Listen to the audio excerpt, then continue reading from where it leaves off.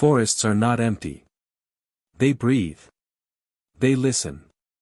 And sometimes, they remember. They breathe. They listen. And sometimes, they remember. Across the world, deep within ancient forests, there are places where villages once stood. Houses were built. Children laughed. Fires burned at night. And then, without warning, everything stopped.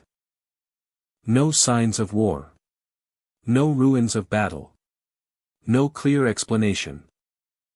Just villages that vanished overnight. Paths lead nowhere. Doors remain open. Food was left half-eaten. Beds were never slept in again. Locals say the forests swallowed them. Others say the villagers were warned, but did not listen. Tonight, we step into the trees to uncover the most haunted forest villages that disappeared in a single night.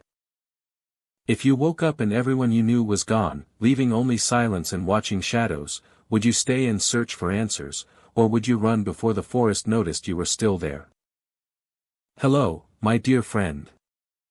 I hope you are somewhere safe right now, because the places we are about to visit are not meant for visitors. Forests hide more than animals and trees. They hide history, fear, and things that were never meant to be found. Some villages vanished after strange lights were seen in the sky. Some disappeared after the trees began whispering at night. Others were last heard screaming. Explorers who visit these locations report sudden silence, missing time, and the feeling of being followed by something moving just out of sight. Cameras stop working. Compasses spin. And footsteps are heard behind them, even when they walk alone. Before we step deeper into the woods, let me ask you something. If you heard your name whispered from the trees and the voice of someone you loved, would you follow it? Blackroot Village sat hidden beneath towering pines, so deep in the forest that maps rarely bothered to name it. A narrow road once led there, winding through trees that blocked sunlight even at midday. Travelers remembered the air growing colder as they approached, the forest closing in as if guiding them somewhere it preferred to keep unseen. Then, one year, Blackroot vanished. There were no reports of fire. No signs of struggle. No bodies. The village simply stopped responding to the outside world. When authorities finally arrived, they found something far more unsettling than destruction. They found everything intact. Homes stood with doors unlocked. Windows were unbroken. Tables were set for meals that had never been eaten. Pots rested on stoves. Chairs were pulled back slightly, as if people had only just stood up. It looked like a village paused mid-breath. No signs of departure were found. No packed belongings. No footprints leading away. The road into Blackroot was empty, its surface undisturbed, as if no one had used it in days. The forest was silent. At first, investigators searched for rational explanations. Illness. Evacuation. Some hidden migration. But nothing fit. There was no warning, no record, no trace of where the villagers had gone. As days passed, something else became noticeable. The trees. Locals from nearby settlements claimed the forest around Blackroot began to change after the disappearance. Pines that once stood spaced apart seemed closer together. Paths that had been easy to walk narrowed. Familiar landmarks became difficult to find. The forest felt tighter. Those who returned months later swore the distance between houses had shortened. As if the village itself were shrinking, or being slowly compressed by the surrounding woods. Nature does not move that quickly. Yet Blackroot appeared to be disappearing a second time, this time into the forest itself. Visitors who entered the village reported a strange pressure in the air. Breathing felt heavier. Sounds were muted. Even footsteps seemed absorbed by the ground. Inside the houses, dust settled slowly, undisturbed. Curtains hung motionless. Then came the sounds. At first, people thought it was the wind moving through broken boards or chimneys. But the houses were sealed. No drafts passed through them. Those who lingered inside reported hearing breathing. Not loud. Not panicked. Just steady and close. It did not echo. It did not move from room to room. It felt as if the sound was coming from the walls themselves, or from the space just behind them. Visitors would freeze, listening, trying to match the rhythm with their own breath. When they held their breath, the sound continued. Some claimed the breathing grew closer when noticed. Most did not stay long. Those who did said the houses felt occupied, despite being empty. Beds looked slightly indented. Floors creaked under no visible weight. A sense of presence followed them from room to room. Outside, the forest watched silently. Over time, fewer people were willing to enter Blackroot. Rangers avoided the area. Locals refused to guide anyone there. Stories spread quietly rather than publicly. They said the forest did not want the village remembered. Satellite images taken years apart showed something unsettling. The clearing where Blackroot once stood appeared smaller. Tree canopies leaned inward. Shadows thickened where open ground had been. It was as if the forest were reclaiming the village with intent. Some researchers suggested the villagers had fled due to environmental danger. Others proposed secret relocation. None could explain the lack of evidence. Or the strange reports that followed. No remains were ever found. No graves disturbed. No trails discovered. Just absence. Those who camped near Blackroot reported restless nights. Tents shook without wind. Branches snapped nearby but revealed nothing when checked. Breathing sounds drifted through the darkness, sometimes multiple, sometimes just one, always close. Animals avoided the area. Birds stopped calling near the village. Even insects seemed fewer. Silence ruled Blackroot. Theories emerged quietly. Some spoke of the forest itself. Old growth. Deep roots. Networks beneath the soil that connected trees in ways science was only beginning to understand. They said the forest was older than the village. That it had been watching. Waiting. Others believed the village had crossed some boundary. Built too far in. Stayed too long. The breathing in the houses was said to be the village itself. Still alive in some way, inhaling and exhaling through wood and stone. No one could prove anything. Attempts to clear trees around Blackroot failed. Equipment malfunctioned. Workers quit. Some refused to return after claiming the forest shifted when they were not looking. After that, official efforts stopped. Blackroot was quietly removed from maps. The road was left to overgrow. Warnings were never posted, but everyone nearby understood. Do not go there. Still, a few do. Explorers drawn by curiosity or disbelief enter the forest and find the village waiting. Smaller than expected. Darker. Closer. They step into houses where meals still sit on tables, untouched by rot. They hear breathing in empty rooms. They feel watched by walls that should not feel alive. Most leave quickly. Some say the forest shifts behind them as they go, closing the path. Blackroot Village remains hidden beneath towering pines, disappearing slowly, patiently. The homes stand. The meals wait. The trees grow closer. And inside the empty houses, something continues to breathe. Whisper Glen sat in a shallow valley where sound seemed to hesitate before moving on. Travelers noticed it immediately. Footsteps softened. Voices carried only a short distance before dissolving into the trees. Even laughter felt restrained, as if the air itself preferred quiet. The village had always been described as peaceful, but locals used a different word. They called it still. In Whisper Glen, silence was not the absence of sound. It was a presence. A condition that shaped behavior and slowed thought. During the day, life continued in careful rhythms. Doors opened gently. Tools were used sparingly. Animals moved calmly through narrow paths. At night, the village grew even quieter, wrapped in a hush broken only by distant water and the faint creak of old wood. Then one night, the silence changed. It did not arrive gradually. There was no warning. No shift in weather. No gathering storm. The transition happened in a single moment, like a door closing without a sound. Insects stopped first. Crickets fell silent. Night birds vanished from the air.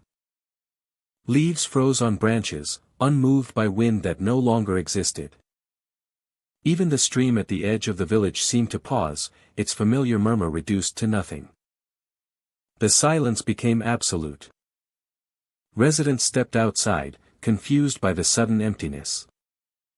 People spoke to one another, but their voices sounded wrong, flattened and distant, as if stripped of depth. Words fell quickly, swallowed by the stillness. There was no echo. No return. Those who remained inside described the same sensation. A pressure in the ears. A sense that the house was sealed off from the world. Lamps burned steadily, but the light felt dimmer, heavier. The silence lasted longer than expected. Minutes passed. Then hours. By morning, the village felt abandoned, even though everyone was still there. Animals were nowhere to be seen. No birds perched on fences. No insects moved in the grass. Life had not vanished, but it had withdrawn completely. The silence lifted slowly as the day wore on. Sound returned in fragments. A breeze moved through the trees. A single bird called from far away. By evening, Whisper Glen sounded as it always had. Weeks later, explorers arrived. They had heard stories of the village and its unusual quiet. Researchers, hikers, and sound recordists came to experience it for themselves. Most left unimpressed, noting only the calm atmosphere and gentle acoustics. But some stayed longer. Those who camped near the center of Whisper Glen reported strange experiences after nightfall. They described moments when the village fell into deep silence again, not as complete as before, but intense enough to feel unnatural. It was during these moments that the whispers began. At first, they sounded like wind moving through narrow spaces. Soft, indistinct, almost imagined. Explorers ignored them, assuming fatigue or expectation played a role. Then the whispers became clearer. People reported hearing their own thoughts spoken aloud, just behind them, or just out of reach. Not shouted. Not whispered directly into the ear. Spoken softly into the space around them, as if the village itself had learned their voice. The words were exact. Explorers described thinking about turning back, only to hear the same idea repeated moments later in the same tone and cadence. Others thought of loved ones, of memories long buried, and heard those names spoken gently into the silence. The effect was deeply unsettling. Attempts to record the whispers failed. Audio equipment captured only static or faint ambient noise. The voices never appeared on playback, even when multiple people heard them at the same time. Those who heard them described an overwhelming sense of exposure. As if privacy itself had been removed. The boundary between mind and environment blurred. Some explorers left immediately. Others stayed, driven by curiosity and disbelief. One group reported that the whispers grew stronger the longer they remained still.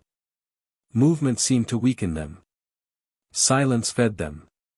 When people stopped speaking and held their breath, the whispers became clearer, more precise. Sleep was difficult. Dreams felt intrusive. People woke with the sense that something had been listening long before they arrived. There were no figures in the trees. No shapes in the fog. No movement beyond what was already there. The village did not feel hostile. It felt attentive. Locals avoided discussing the phenomenon directly. They acknowledged the silence but offered no theories. Some suggested that the valley had always been this way, that it simply noticed newcomers more than residents. Others hinted that listening too closely was a mistake. Over time, reports accumulated. Independent accounts shared the same details. The absolute silence. The absence of insects and wind. The whispers repeating private thoughts with unsettling accuracy.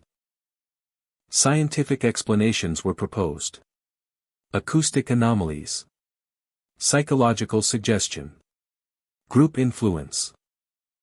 None fully accounted for the precision or consistency of the experiences. What troubled researchers most was the timing. The whispers never occurred during loud activity. They appeared only when the village was still. When attention turned inward. When people listened more than they spoke. Most explorers eventually left. Some refused to return. A few remained fascinated, convinced that the village represented something rare, something not yet understood.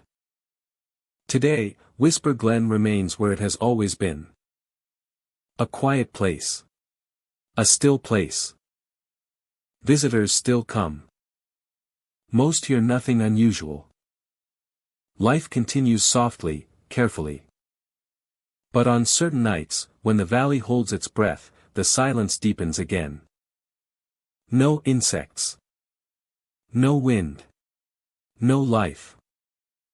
And for those standing quietly enough, listening closely enough, the whispers return. Speaking thoughts that were never meant to leave the mind, reminding visitors that in Whisper Glen, silence does not mean empty. It means listening. Hollow Pine Settlement once sat in a shallow valley, surrounded by trees that no longer grew. The pines stood tall but lifeless, their needles gone, their bark split and gray. Even in daylight, the place felt muted, as if sound itself avoided the area. Wind moved through the forest, but it carried no birdsong. The settlement was small. A handful of cabins, a communal fire pit, and narrow paths worn into the earth. Smoke rose from chimneys. Gardens were planted. Footprints crossed between cabins. Travelers who passed through described the residence as quiet but welcoming, careful with words, respectful of the forest that enclosed them. But the trees never recovered. Season after season, the pines remained dead. No new growth appeared. The ground beneath them felt dry and brittle, even after rain. Locals from nearby areas avoided the valley, saying it felt wrong, as if something beneath the soil had turned away from life. The final night came during a full moon. According to the few records that remain, the moon rose unusually bright, washing the valley in pale light. Shadows sharpened. The dead trees cast long, thin shapes across the ground, overlapping like bars. No one knows exactly what happened that night. What is known comes from what was left behind. When searchers arrived days later, Hollow Pine Settlement was empty. Cabins stood open. Fires were cold. Tools lay where they had been dropped. Meals had been prepared but never eaten. There were no signs of struggle. No blood. No broken doors. No evidence of haste. It was as if everyone had stood up and walked away at the same moment. Footprints told part of the story. They led away from the settlement, heading into the forest. Adult prints. Child prints. Many sets, pressed clearly into the soil by moonlit dew. They moved in the same direction, toward the densest part of the trees. Then they stopped. At the edge of a natural clearing, the footprints ended abruptly. No signs of return. No circling. No branching paths. Just an empty patch of ground where movement seemed to vanish. Search parties combed the forest. They found nothing beyond that point. No clothing. No tracks. No disturbed soil. Dogs refused to move past the clearing, pulling back as if the scent disappeared entirely. The case was eventually abandoned. Hollow Pine Settlement was declared deserted, its residents listed as missing. Over time, cabins collapsed. Paths vanished beneath leaves. Only the dead pines remained, marking the place like silent witnesses. Years later, people began camping near the valley again. Curiosity drew them in. Hikers, researchers, and locals wanting to see the place for themselves. Most stayed only one night. They reported the same thing. After dark, footsteps could be heard. Not approaching. Not retreating. Circling. Campers described the sound as deliberate, measured steps moving just beyond the firelight. When the light lowered, they resumed, continuing their slow orbit around the campsite. No one ever saw who or what made them. The footsteps never crossed into the clearing. They maintained distance, as if following an invisible boundary. Campers said the sound moved clockwise, then counterclockwise, changing direction without warning. Those who stayed still felt watched. Not aggressively. Not hungrily. Simply observed. Some campers claimed to hear breathing mixed with the footsteps, soft and controlled. Others reported faint whispers that did not form words, carried low to the ground.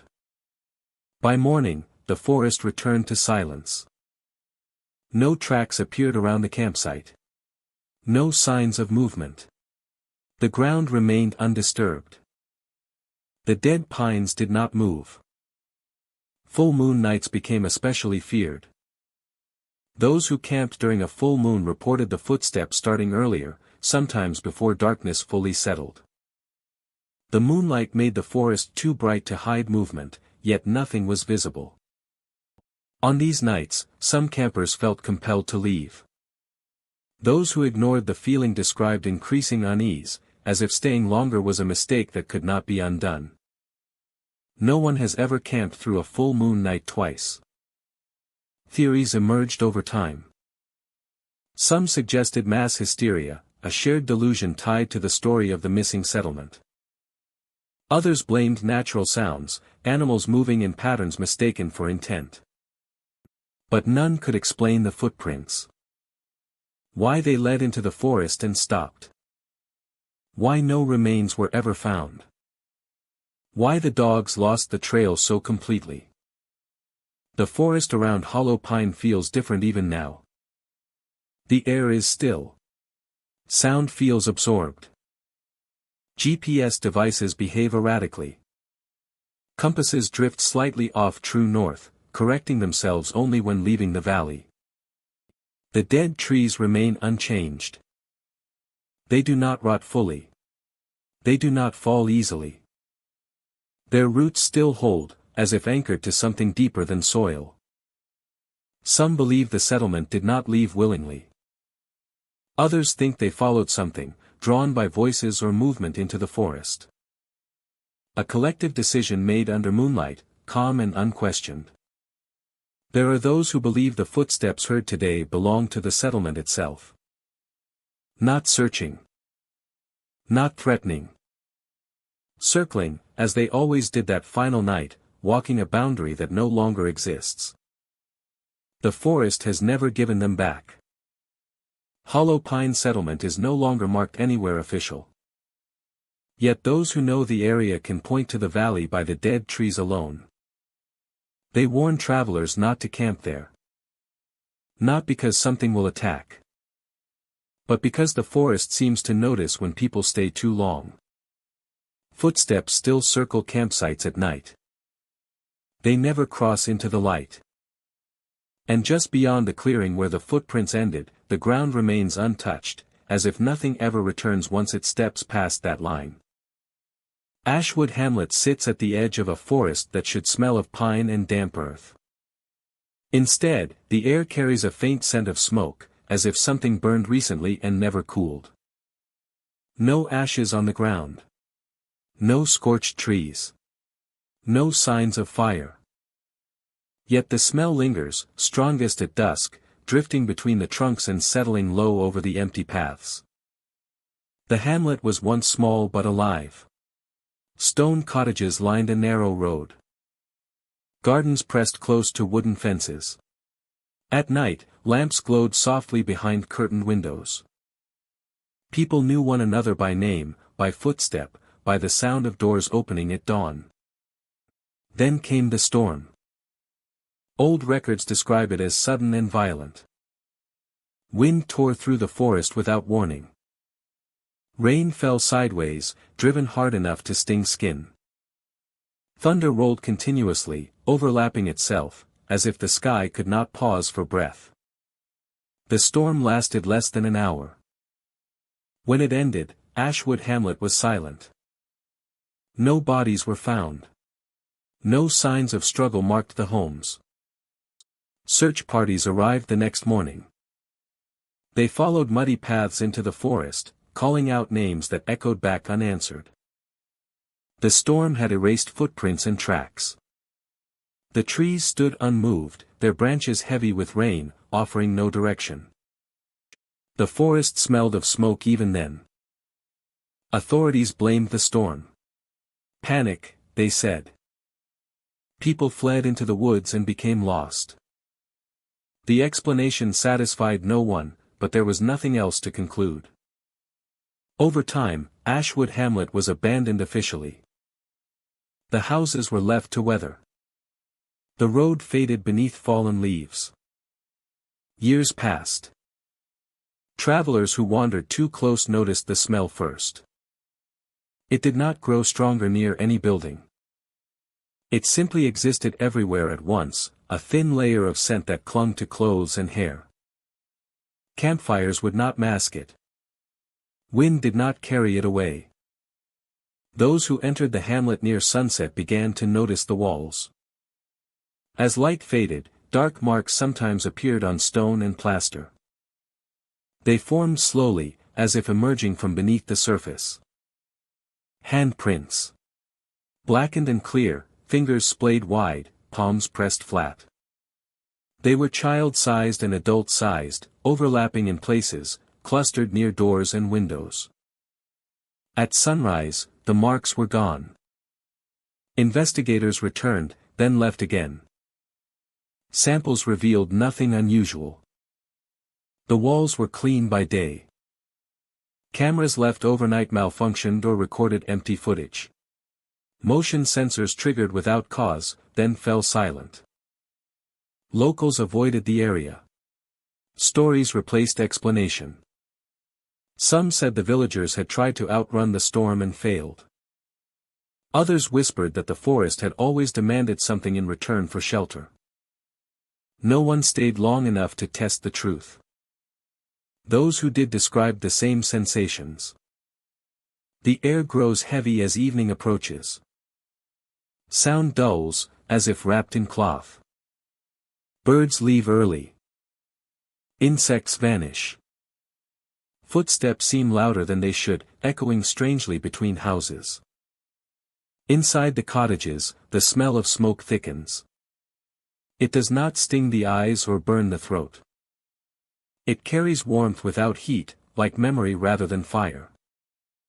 People standing still feel watched, not from the forest, but from the walls themselves. From the spaces where the handprints will appear once the light is gone. Some report hearing movement during twilight. Not voices. Not footsteps. A soft brushing sound, like hands sliding across stone, searching for grip. Those who remain after sunset see the marks form. The process is slow and unsettling. A faint darkening, then the clear outline of fingers. The handprints do not drip or smear. They appear pressed from the inside, as if something beneath the wall is reaching outward. No prints ever appear above shoulder height. The marks gather near entrances, clustered as though many hands reached for the same exit at once. Some overlap repeatedly, suggesting panic frozen in place. Observers feel an intense urge to leave. Not fear exactly, but pressure. A sense that staying longer would be disrespectful, or dangerous, or both. No one has ever reported being touched by the handprints. They remain fixed to the walls, silent and unmoving, until the first hint of dawn erases them completely. The forest around Ashwood Hamlet reacts as well. On nights when the handprints appear, fog rolls in thick and fast. It curls between trees and across rooftops, dulling sound even further. The smell of smoke becomes strongest then, sweet and suffocating at once. Those who leave after midnight describe relief the moment the forest line breaks behind them. The smell fades. Sound returns. Breath feels easier. The storm that emptied Ashwood Hamlet remains unexplained. No records mention fire. No lightning strikes were documented nearby. Yet the memory of burning seems embedded in the place. Some believe the villagers never left. They suggest that whatever happened during the storm trapped something of them behind. Not bodies. Not spirits in the traditional sense. Something less defined. Impressions. Moments of fear pressed into stone and wood. Others believe the forest itself absorbed them. And the hamlet bears the imprint of that loss. A wound that opens each night and closes with the sun. No one lives there now. Occasionally, hikers report seeing lights between the trees at dusk, moving slowly from house to house. When approached, the lights vanish, leaving only fog and the smell of smoke. Ashwood Hamlet remains standing, untouched by restoration or decay. The roofs hold. The walls endure. The road still leads there, though it is rarely used. Those who pass nearby feel the urge to look back, even after leaving. The forest does not follow. The hamlet does not call out. It waits. Each evening, as the sun sinks and the forest darkens, the walls prepare to remember. Hands reach where doors once opened. Smoke drifts without fire. Silence presses in. Ashwood Hamlet stands empty, holding the shape of a night that never truly ended. And Ashwood Hamlet stands empty, holding the shape of a night that never truly ended. Blackroot Village sits beyond the last maintained road, where asphalt gives way to gravel and gravel to dirt. The forest closes in gradually, as if guiding visitors inward without revealing where they are being led. Before the village itself comes into view, the sound arrives first. Crows. They circle endlessly above the trees, their dark shapes cutting slow patterns against the sky. The village appears suddenly. A cluster of homes stands in a shallow clearing, roofs intact, windows unbroken. There is no sign of fire or collapse. No fences lie twisted. No roads show damage. Blackroot does not look abandoned in the way disaster leaves places behind. It looks paused.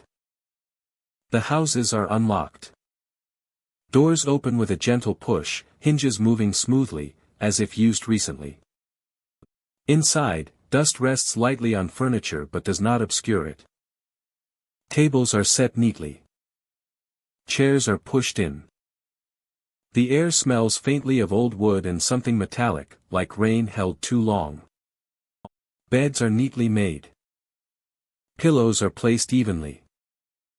Closets still hold clothing arranged by type and color. Shoes wait near doorways, aligned side by side. There is no sign of struggle, no evidence of hurried departure. It feels as though the villagers expected to return. Crows gather on rooftops and fence posts, watching anyone who enters. They do not scatter when approached. They simply shift position, hopping closer, their heads tilting in unison. Their eyes reflect light sharply, giving the unsettling impression of attention rather than instinct. The forest surrounding Crowmark feels crowded. Trees grow close together, their trunks forming natural corridors that guide the eye deeper between them. The ground is soft with old leaves. Footsteps sound muffled, absorbed by the earth. It is easy to lose direction, even while standing near the edge of the village. Visitors often report the same sensation. They feel watched. At first, it seems like imagination. A movement caught in peripheral vision. A shadow where none should be. But as minutes pass, the feeling intensifies. The forest does not feel empty. It feels occupied. Human in shape, yet indistinct, as if formed from shadow rather than flesh. When looked at directly, they remain motionless. When looked away from, they seem closer. No faces are ever described clearly. Inside the homes, the quiet feels unnatural. Sound behaves oddly. A door closing echoes too long. A footstep seems to repeat itself. In some rooms, the air feels heavier, as though pressure has increased without explanation. Breathing becomes shallow without conscious intent. Clocks are stopped. Not broken. Simply stopped. Their hands rest at different times, as if each one marked a moment unique to the house it occupies. Watches brought into the village sometimes stop as well, resuming only after leaving the clearing. Crows follow movement. When a visitor walks from one house to another, the birds shift overhead, tracking progress. Their calls increase briefly, then settle again into a low, constant murmur. In one house, a meal remains set, plates empty but clean, as if recently cleared rather than abandoned for years. There are no signs explaining the absence. No warnings. No records. No memorials. The village offers no narrative, only presence. Its silence resists interpretation. The forest seems closer than before. Paths feel altered. A chair seems closer to a doorway. A window appears newly open. The sensation is not of movement witnessed, but of movement completed unseen. At dusk, the crows descend. They fill the branches and rooftops, darkening the village with their numbers. Their calls overlap until individual sounds are lost.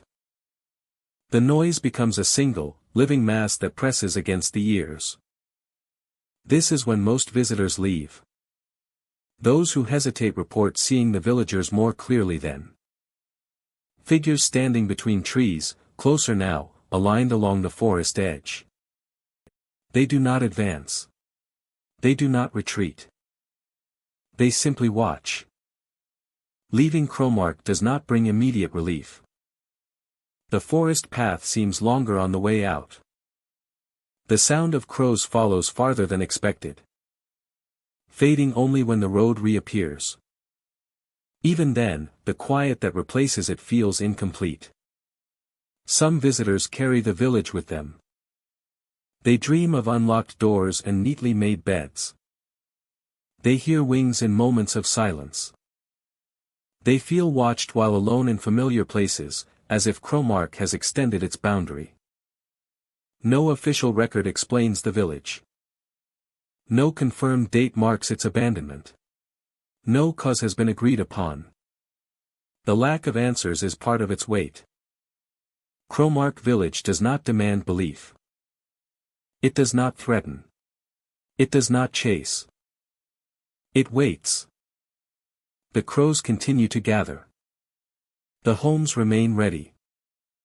The beds stay made. And between the trees, the villagers stand quietly, watching the world pass without them, as though time itself chose to leave them behind. Those who visit often leave with the same thought. The village is not empty. It is simply no longer meant for the living.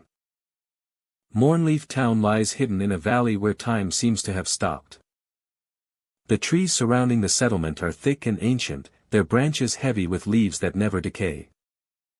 Year after year, the foliage remains suspended in perpetual autumn, colors vivid, edges crisp, untouched by wind or rain. Even after storms, the leaves hang perfectly, as if frozen in the moment they first appeared. The town itself is eerily still.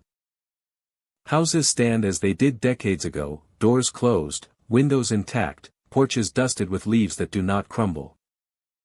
Gardens are overgrown yet strangely preserved. Crops in the fields have grown wild, yet remain oddly healthy, as if nourished by something beyond soil and sun. The air carries the scent of earth and wood, timeless, heavy with quiet. Long ago, during a harvest season, the villagers vanished. No explanation followed. No evidence of struggle. No records of departure. Families that had worked the fields one morning were gone by the next. Children disappeared from playgrounds. Markets emptied. Animals were left behind. The town was complete, but absent of people. Visitors who wander into Mornleaf today describe a sense of observation. The forest and town seem to be aware of their presence. Footsteps sound heavier than they should on the leaf-covered ground. Shadows twist subtly in corners of vision. It is not frightening at first, but there is an unmistakable tension that grows with every step. Then come the sounds. Children laughing behind tree trunks. Not faint, not distant, but soft and near. The sound carries through the leaves, weaving between branches and along cobblestone paths. Rises and falls, playful yet empty. When visitors turn to locate the source, the space is always unoccupied.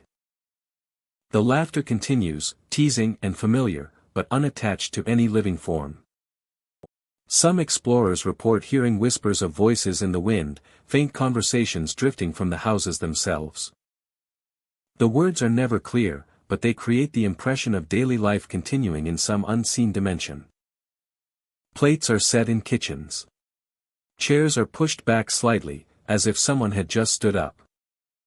Laundry hangs on lines, dry and fluttering without motion.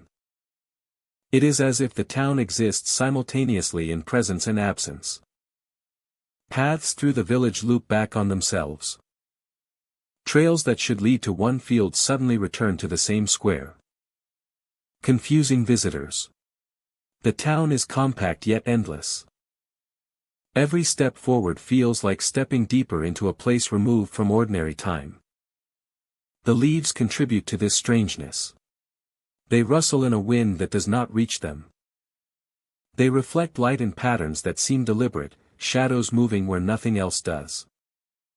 They appear to record movement, remembering shapes that pass among them. Walking beneath the branches, visitors sometimes feel cold air brush against their skin, though the day may be warm. Animals are rarely seen. Birds perch in the high canopy but do not call. Small mammals avoid the town entirely. Even insects are absent, leaving an unnatural quiet that stretches across the valley. When an observer is still for a moment, the forest itself seems to breathe, a slow pulse that can be felt in the chest. Mornleaf preserves the moment of disappearance. It is a harvest frozen, the year paused at its peak.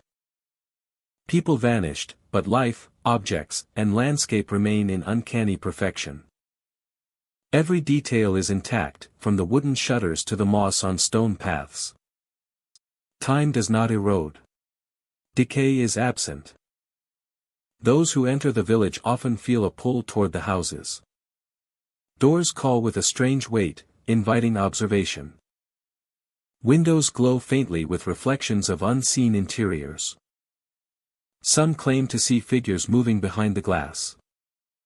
These fleeting shadows vanish when approached. The town maintains the illusion of occupancy. Though it is hollow, the village exudes an air of authenticity. The town maintains the illusion of occupancy, though it is hollow. Some claim to see figures moving behind the glass, fleeting shadows that vanish when approached.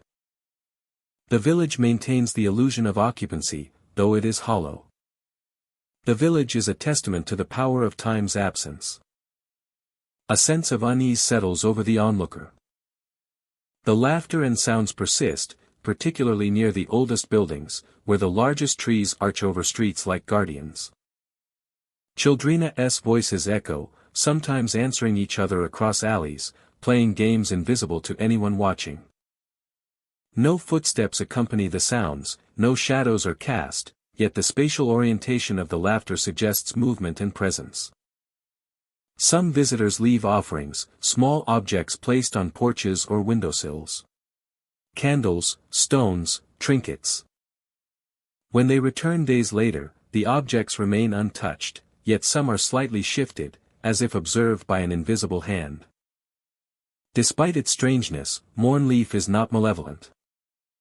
Those who enter report unease, a tension between fascination and caution, but rarely fear that escalates. The town seems more intent on preserving itself than harming intruders. It is a place outside ordinary rules, where life and absence coexist. Walking through Mornleaf, one becomes acutely aware of silence punctuated by hidden life. The sound of breathing, laughter, the rustle of leaves all suggest the town remembers, and continues, in ways beyond comprehension. Mornleaf Town exists in layers of presence and absence. Its leaves never decay, its houses remain perfectly preserved. And its forest continues to grow, enclosing the space further each year. The villagers vanished, yet their echo persists. In laughter, whispers, and the subtle movements that defy explanation. To enter Mornleaf is to step into a harvest frozen in time. It is a place where the ordinary rules of life do not apply. Where observation and being observed overlap. And where the past lingers as vividly as the present. Even in daylight, the town feels different, but at night, under the canopy of pines and against the muted light of the moon, its mystery is complete. The frozen leaves, the intact homes, and the unseen presence create an experience unlike any other. Mornleaf endures, quietly, perfectly preserved, and endlessly haunting. It is a place where time stopped, and yet continues in ways impossible to measure, reminding those who enter that some moments, some people, and some places are never truly gone. Fogreach Hollow lies hidden in a valley where the forest grows thick and the air holds a constant chill. Travelers speak of silence here, a quiet that swallows sound before it can reach the ear, leaving only the rhythm of their own breath. Records indicate it was thriving, modest in size, its houses clustered near a meandering creek. Families worked the land, children played in narrow lanes, and smoke rose gently from chimneys. One night, everything changed.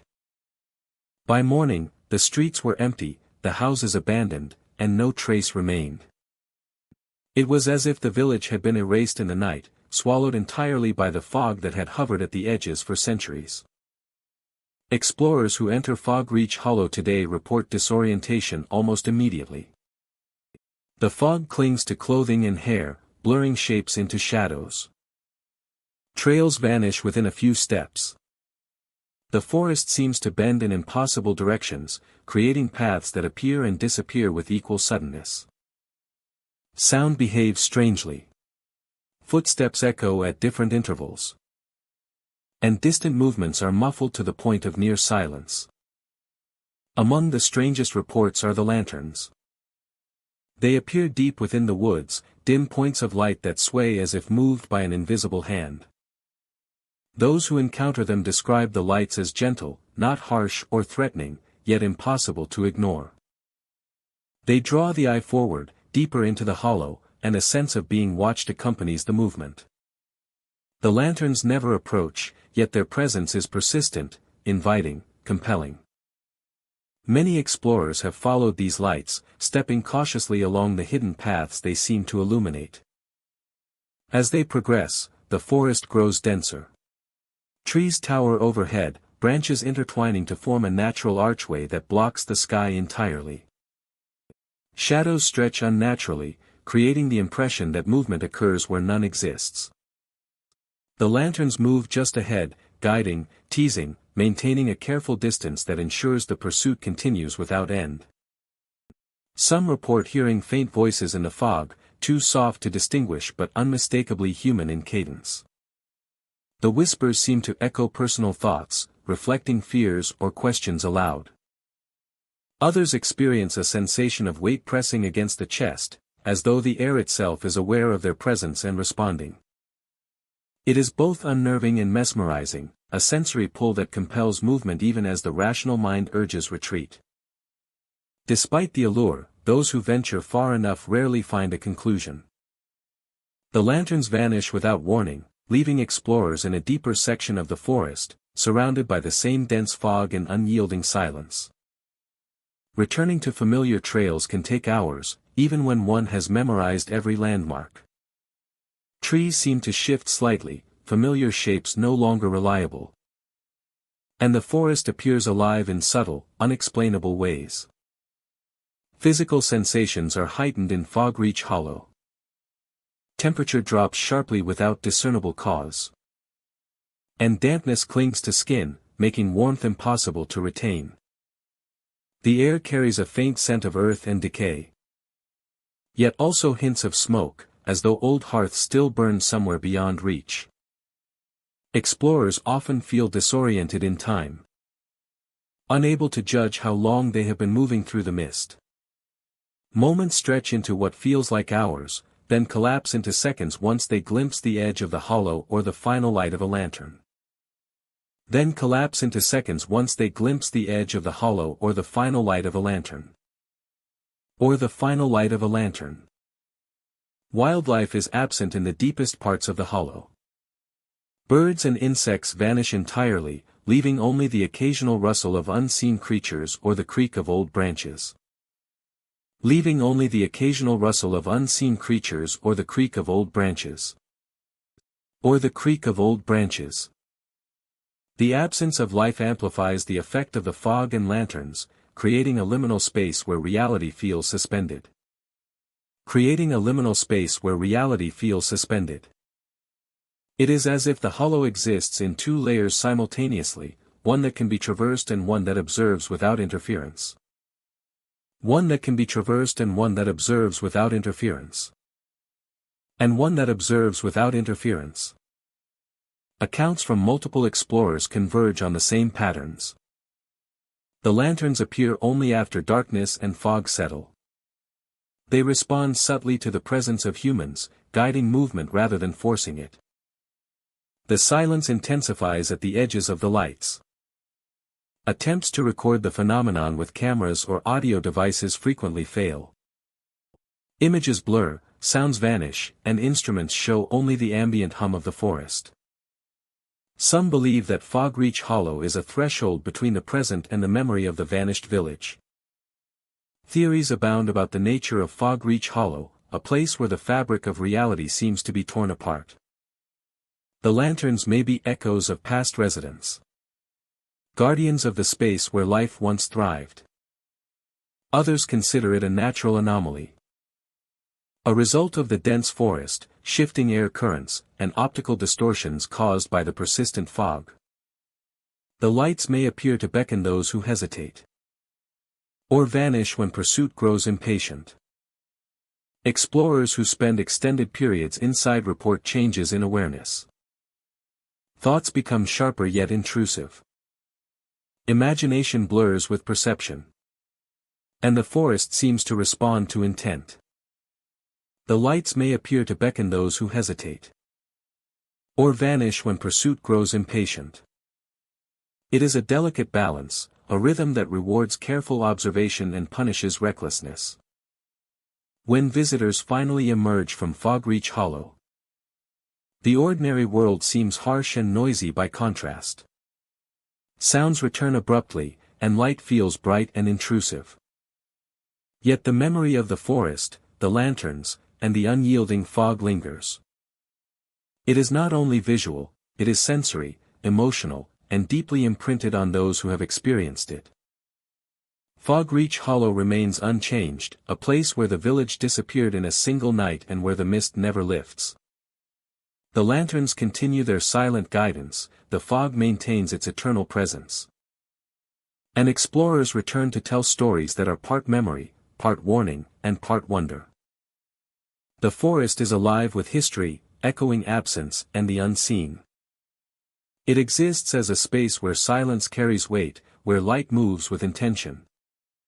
And where curiosity can lead one far deeper than any trailhead would suggest.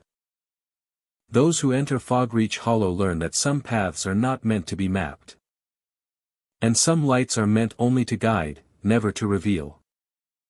Red Bark Crossing lies deep in a forest where sunlight struggles to reach the ground. The trees rise tall and thick, their trunks darkened by centuries of weather. Even in the daytime, the place feels heavy, shadowed, and silent except for the occasional rustle of leaves. The soil is soft underfoot, and paths wind unpredictably between the trunks. The trees are known for a strange trait. Their sap runs deep red, dark as blood, seeping from bark in irregular patterns. In the morning light, droplets stain the roots and leaves, creating patterns that appear deliberate. Villagers have long whispered about the red bark, saying it marks the forest as different, separate, and ancient. For those living nearby, the forest has always inspired caution. People speak of it quietly, warning children not to wander too far. Yet curiosity draws outsiders, hikers, and travelers who do not know its reputation. The first signs often appear in dreams. Villagers who slept near the forest sometimes reported strange visions. The dreams were vivid, unsettling, and recurring. Shapes moved at the edge of sight. Whispers carried messages that could not be fully understood. Trees seemed to bend toward them. Paths opened where none existed before. Then the villagers vanished. Few returned to tell the story. Those who disappeared were never found. Searchers combed the forest, following paths that appeared overnight and ended in dense undergrowth. No evidence remained beyond faint footprints and disturbed leaves. The red sap stained the earth. But it offered no clues. Visitors to Red Bark Crossing experience strange phenomena. Campers and hikers report waking to sensations they cannot explain. Their skin bears scratches that were not present before sleep. Small abrasions, streaked and raw, marking arms, legs, or backs. Clothing may be tangled, but no object could account for the damage. Those who wake remember little or nothing of the night. The forest itself seems to respond to presence. At night, sounds carry strangely. Leaves shift without wind. The branches sway as if something moves above them. Shadows extend in impossible directions, thickening around tents or sleeping bags. Some have seen figures among the trees. Not close enough to identify, but tall shapes that appear between trunks, still and silent. Movement is subtle, almost imperceptible.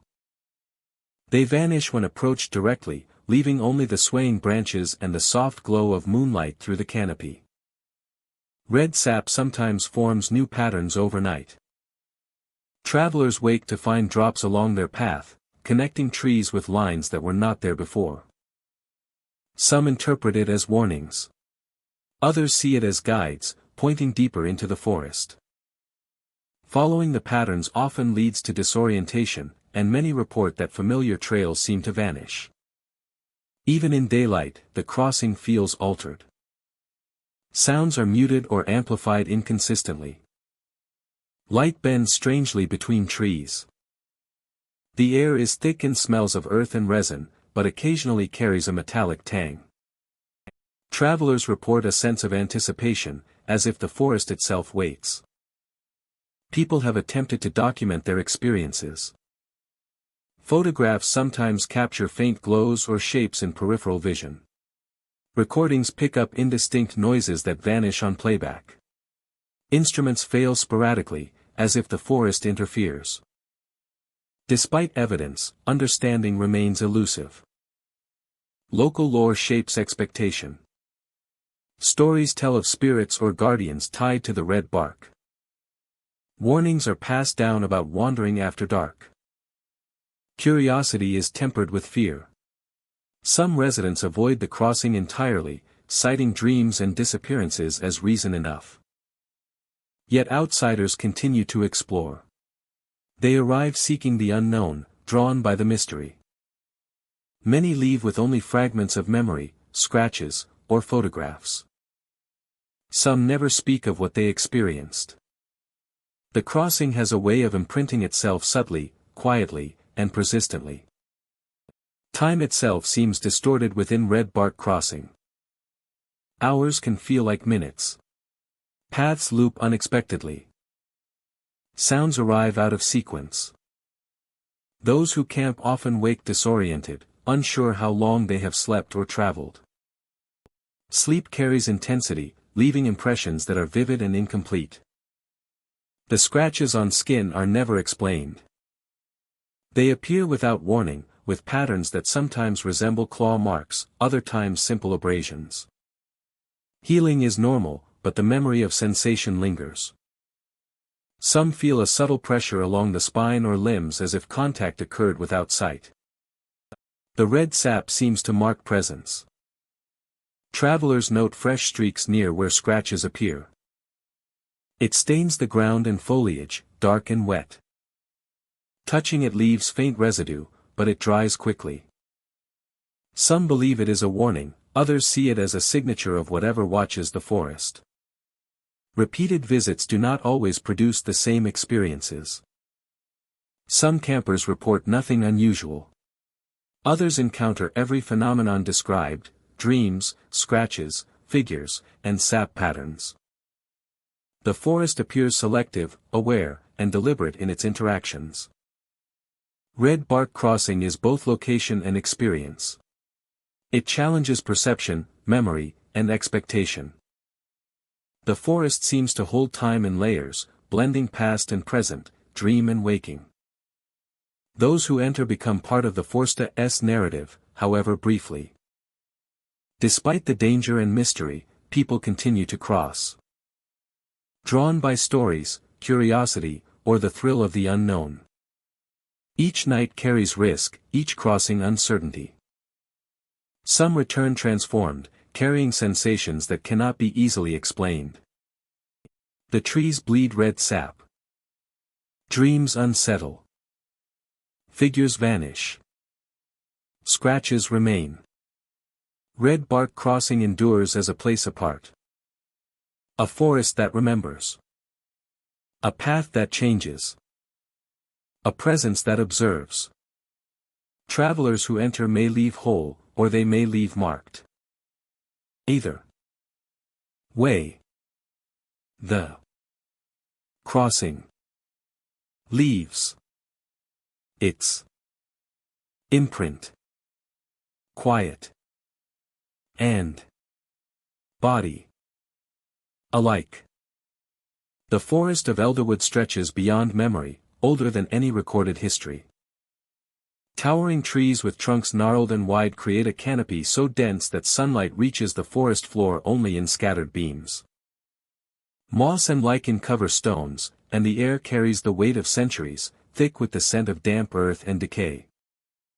The forest moves slowly, breathing quietly in the wind, as if aware of its own age. Within this vast expanse once stood a settlement. Elderwood Village was never large, nestled in a clearing just wide enough for homes, paths, and small fields. The buildings were simple, wooden structures, carefully maintained, yet harmonized with the trees around them. Gardens and fences spoke of routine life, of labor and care. Then, one day, the village vanished. There was no struggle. No fire. No broken doors or signs of violence. The forest reclaimed the clearing almost immediately. As if it had been waiting. Grass and undergrowth rose through the paths. Moss crept along wooden beams. By the next season, the homes were only shapes among the trees. And by the next, they were nearly invisible. Those who enter the area today report a sensation unlike any other. The moment the forest opens onto the clearing, an intense pressure presses in the skull. It is not painful, but undeniable. Visitors describe it as a weight that sits behind the eyes, making thought slower, as if the mind itself must adjust to the presence of the forest. The pressure varies with position and time, strongest near the center of the former settlement. And it seems to shift if one moves. The feeling is disorienting. People notice subtle distortions in perception. Sounds carry differently. Shadows stretch oddly beneath the trees. The ground seems softer, absorbing footsteps. Even those familiar with forests describe Elderwood as unsettling, uncanny, yet compelling. It is impossible to remain indifferent. Birds call sparingly here. Small animals avoid open spaces. The forest feels watchful. The wind moves among the branches like whispered conversation, leaving visitors unsure whether the sound is natural or imagined. Everything seems slightly slowed, as if time is thickened, measured by centuries rather than hours. Despite its silence, the clearing is full of presence. One can feel it in the air, a quiet insistence that the place remembers. Trees lean slightly toward the center. Stones are arranged naturally yet appear deliberate. Even the smallest details of the angle of a branch, the curve of moss on a rock carry weight, as if the environment itself is conscious. As if the environment itself is conscious. Some report seeing fleeting figures at the edge of vision. Not clear shapes, but movements that cannot be accounted for by wind or animals. Visitors attempt to explore carefully. Cameras are used, notes are taken, GPS markers placed. Footage appears normal. Logs record footsteps accurately. Only the mind retains the pressure, the weight behind the eyes, the awareness of absence. The village's disappearance remains a mystery. There is no record of migration, plague, or disaster. No neighboring settlements note conflict. No damage exists to suggest urgency or evacuation. The forest seems to have absorbed the village quietly, preserving the memory only in the subtle features of the clearing. The longer one stays, the stronger the sensation grows. The pressure behind the head deepens. Thoughts drift. It is difficult to focus on mundane matters. Visitors describe a growing awareness of the Forster's scale, its age, and its patience. Awareness becomes almost physical. One feels tiny in comparison, as though the forest has existed as long as the earth itself and will continue long after. Yet despite discomfort, there is fascination. The clearing holds beauty intertwined with unease. Light filtering through the canopy, dew on moss, the scent of soil and growth all feel alive, vivid, and almost intentional.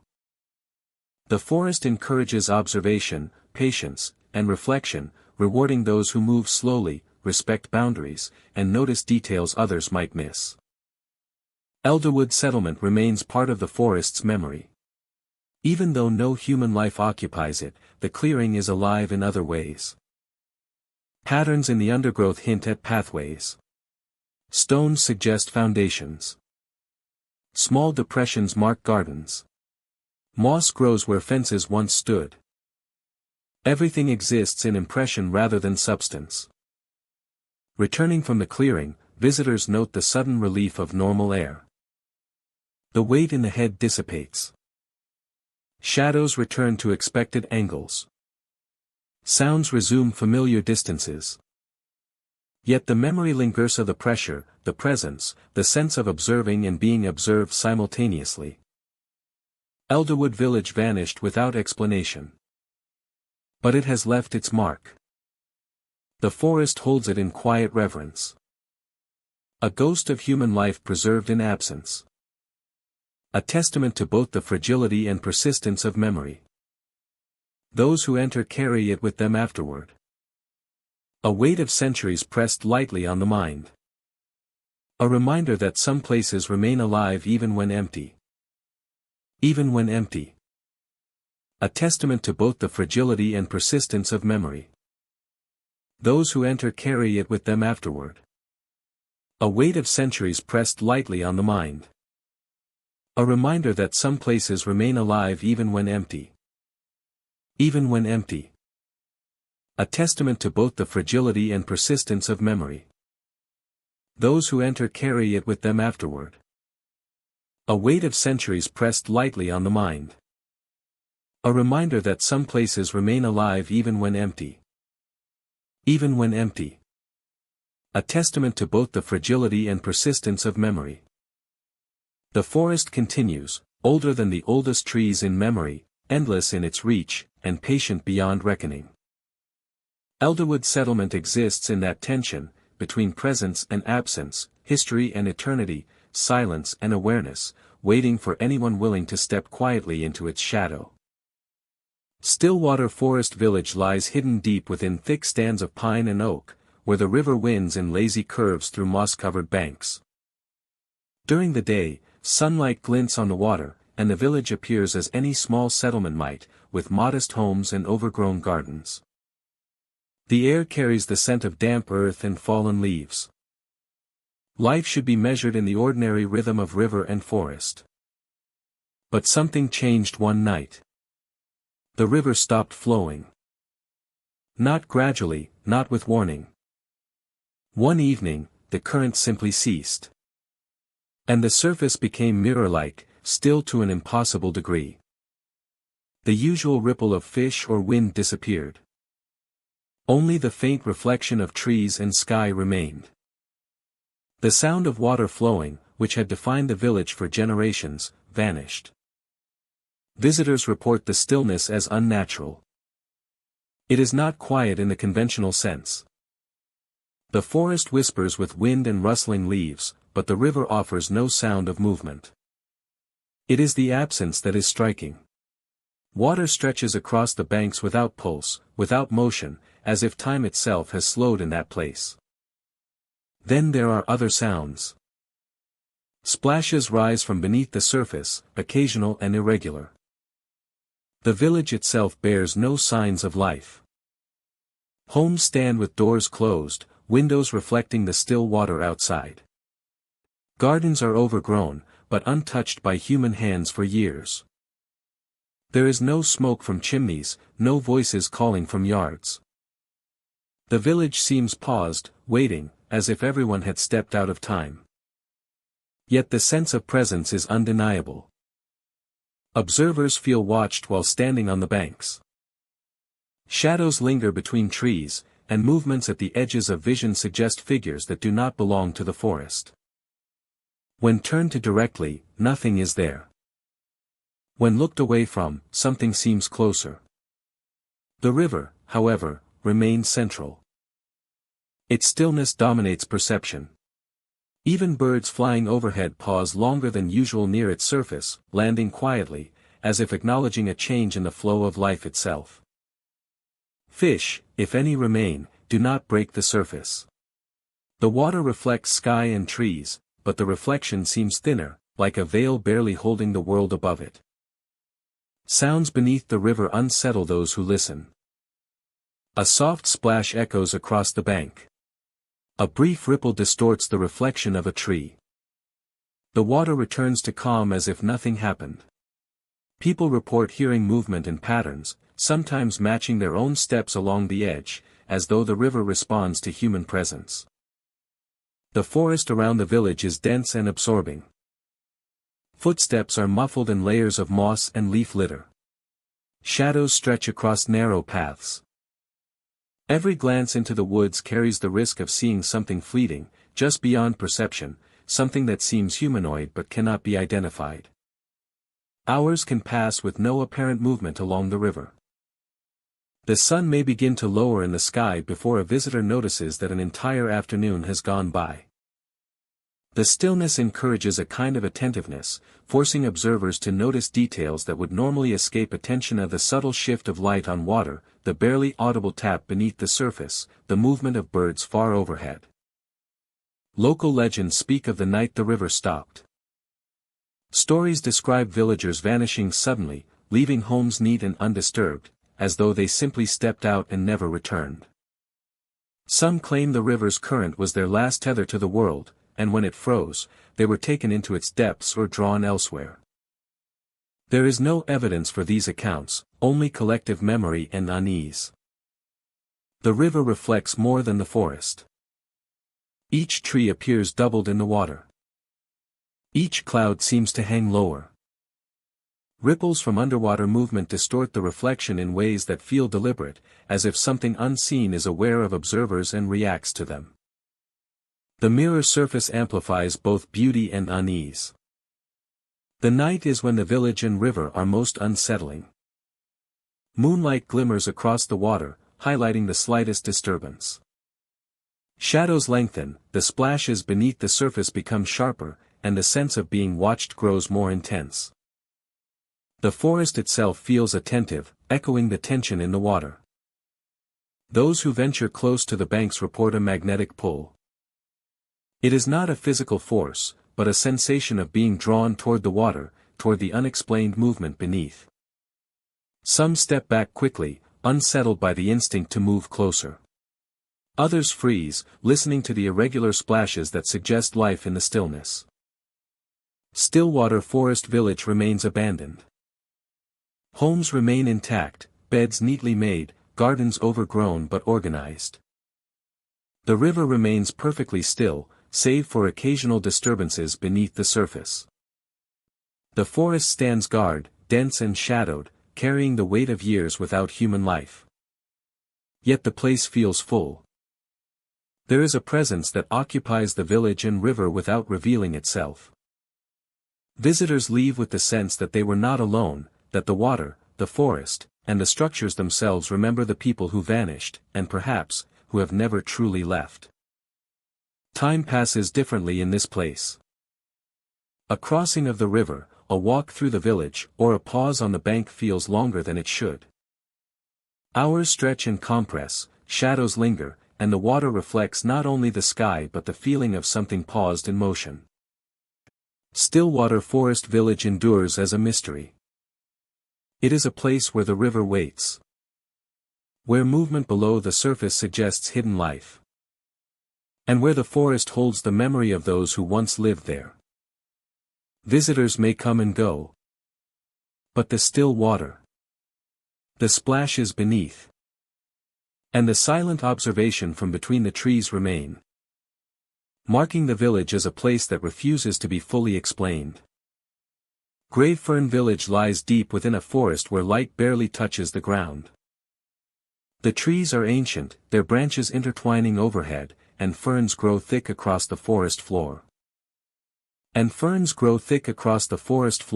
Climbing walls, draping windows, and spilling over doorways like living cages. Moss carpets the paths, muffling footsteps.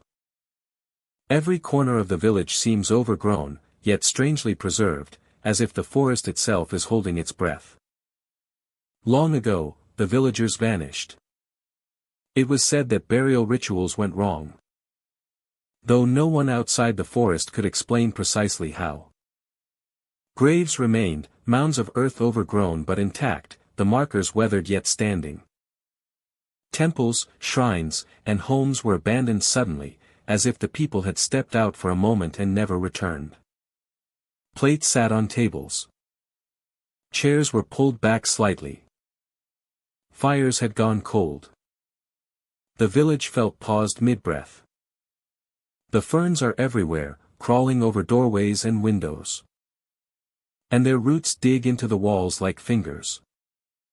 Doors that once led into kitchens, living spaces, and bedrooms are now half hidden, framed by layers of greenery that resemble cages more than plant life.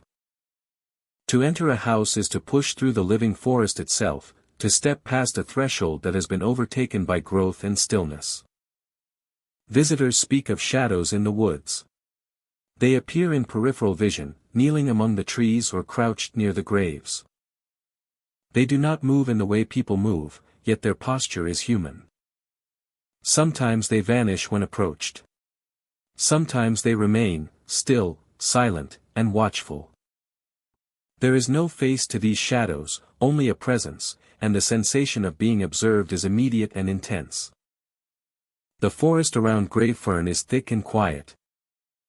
Wind rarely passes through the ferns, and even birds are scarce. The only sound is the occasional rustle of leaves, though it is difficult to tell whether it is natural or something else. Footsteps are softened by the moss and undergrowth, and travelers find themselves moving slowly, aware of every sound and every shadow. Homes are overgrown, but the interiors are preserved. Ferns grow through the windows, but the interior is preserved. Floors creak under weight. Dust hangs in motes that drift in the dim light filtering through fern-covered windows. Curtains are tattered yet intact.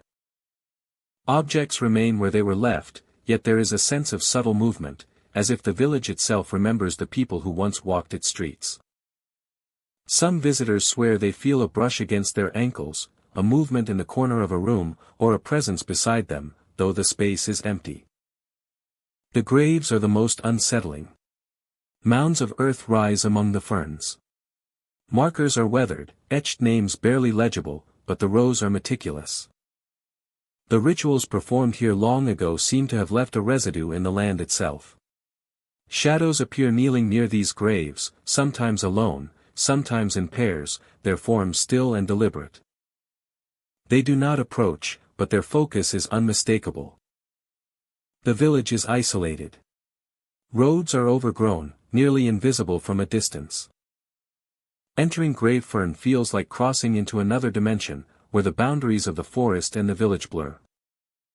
Visitors report that the paths shift subtly, that houses and trees appear in slightly different locations than memory suggests. It is easy to become disoriented, even when retracing steps. The air is heavy with scent, a mixture of earth, moss, and decay that is not unpleasant, but pervasive. Time seems slower, or perhaps suspended.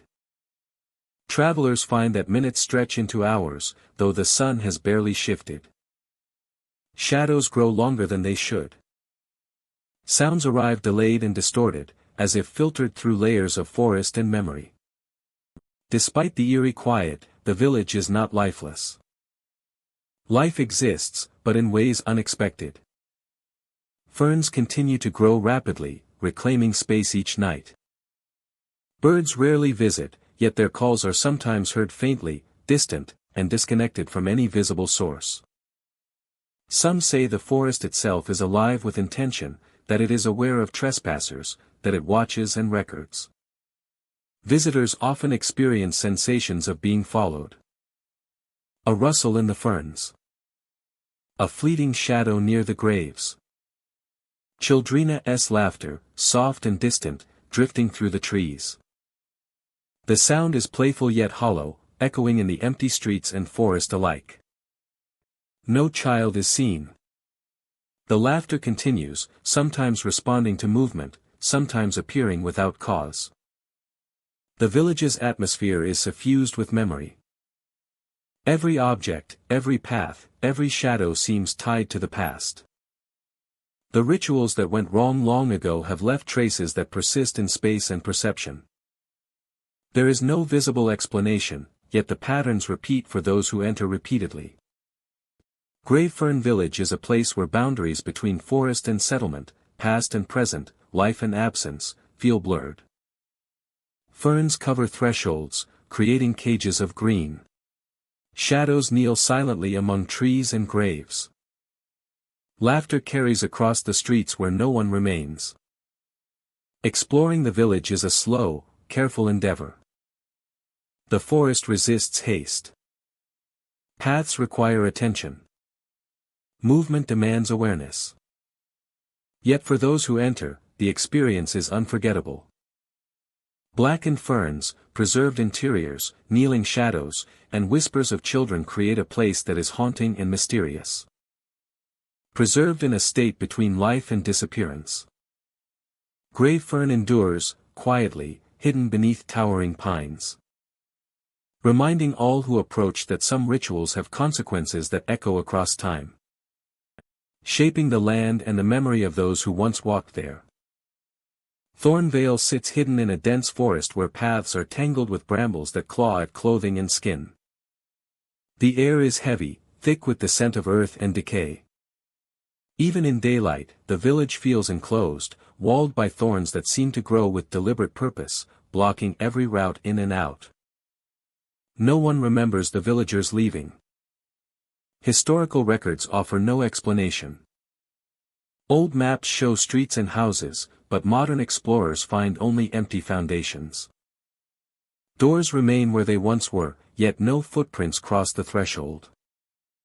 The village vanished, leaving nothing but thorn corridors and silence. Visitors who enter Thornvale report a strange, persistent pain. It is immediate, almost electric, and yet no cuts or bruises appear. Clothing and skin are often untouched. Some describe it as pins and needles, others as a pressure pressing inward, growing with each step. The sensation does not subside with movement and follows them as they navigate the twisted lanes. The thorns themselves seem alive in subtle ways. They shift when unobserved, moving just enough to block a step or obscure a path. Occasionally, a branch will snap with no apparent cause. Sounds echo differently here. Footsteps seem heavier, slower, as if the forest is adjusting to each intruder. Paths are deceptive. A straight route may lead to a dead end, while a narrow detour opens unexpectedly into an overgrown square. Thorned lanes twist back on themselves, disorienting visitors. Compass bearings sometimes fail to match intuition. The village resists mapping. Sight is affected as well. Light filters through the canopy unevenly, forming shadows that appear to move.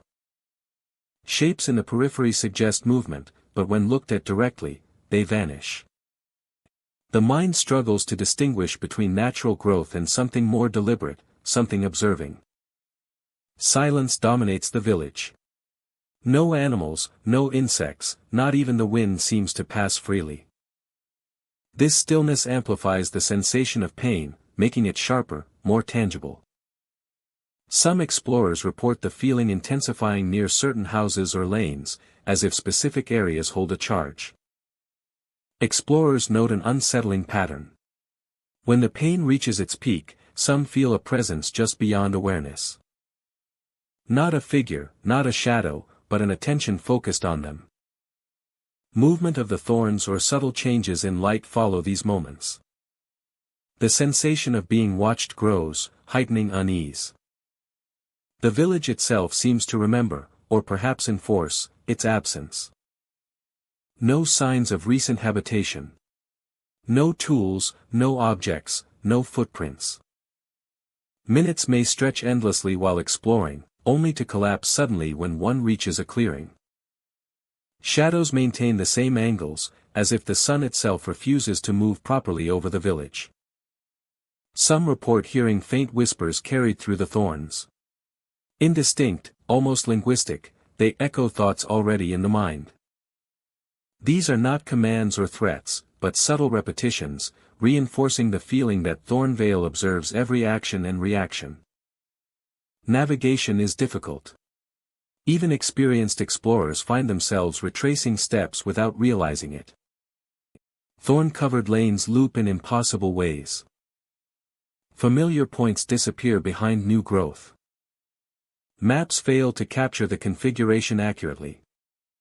And digital instruments sometimes malfunction, compasses spinning or GPS signals wavering. The pain experienced by visitors is not constant. It comes in waves, often triggered by proximity to particular features. The old well in the village square, a collapsed roof, or the edges of certain streets. The triggers are not consistent across individuals, yet all who report the pain describe the effect as deliberate. As though the village enforces a boundary. Explorers often describe an urge to leave before reaching the village center. The thorns appear denser, more obstructive, and the pain grows sharper. Yet curiosity drives them forward. Those who venture to the very heart of Thornvale experience the most intense sensations. Many report the impression of something just beyond reach, a presence that defies visibility but communicates unmistakably.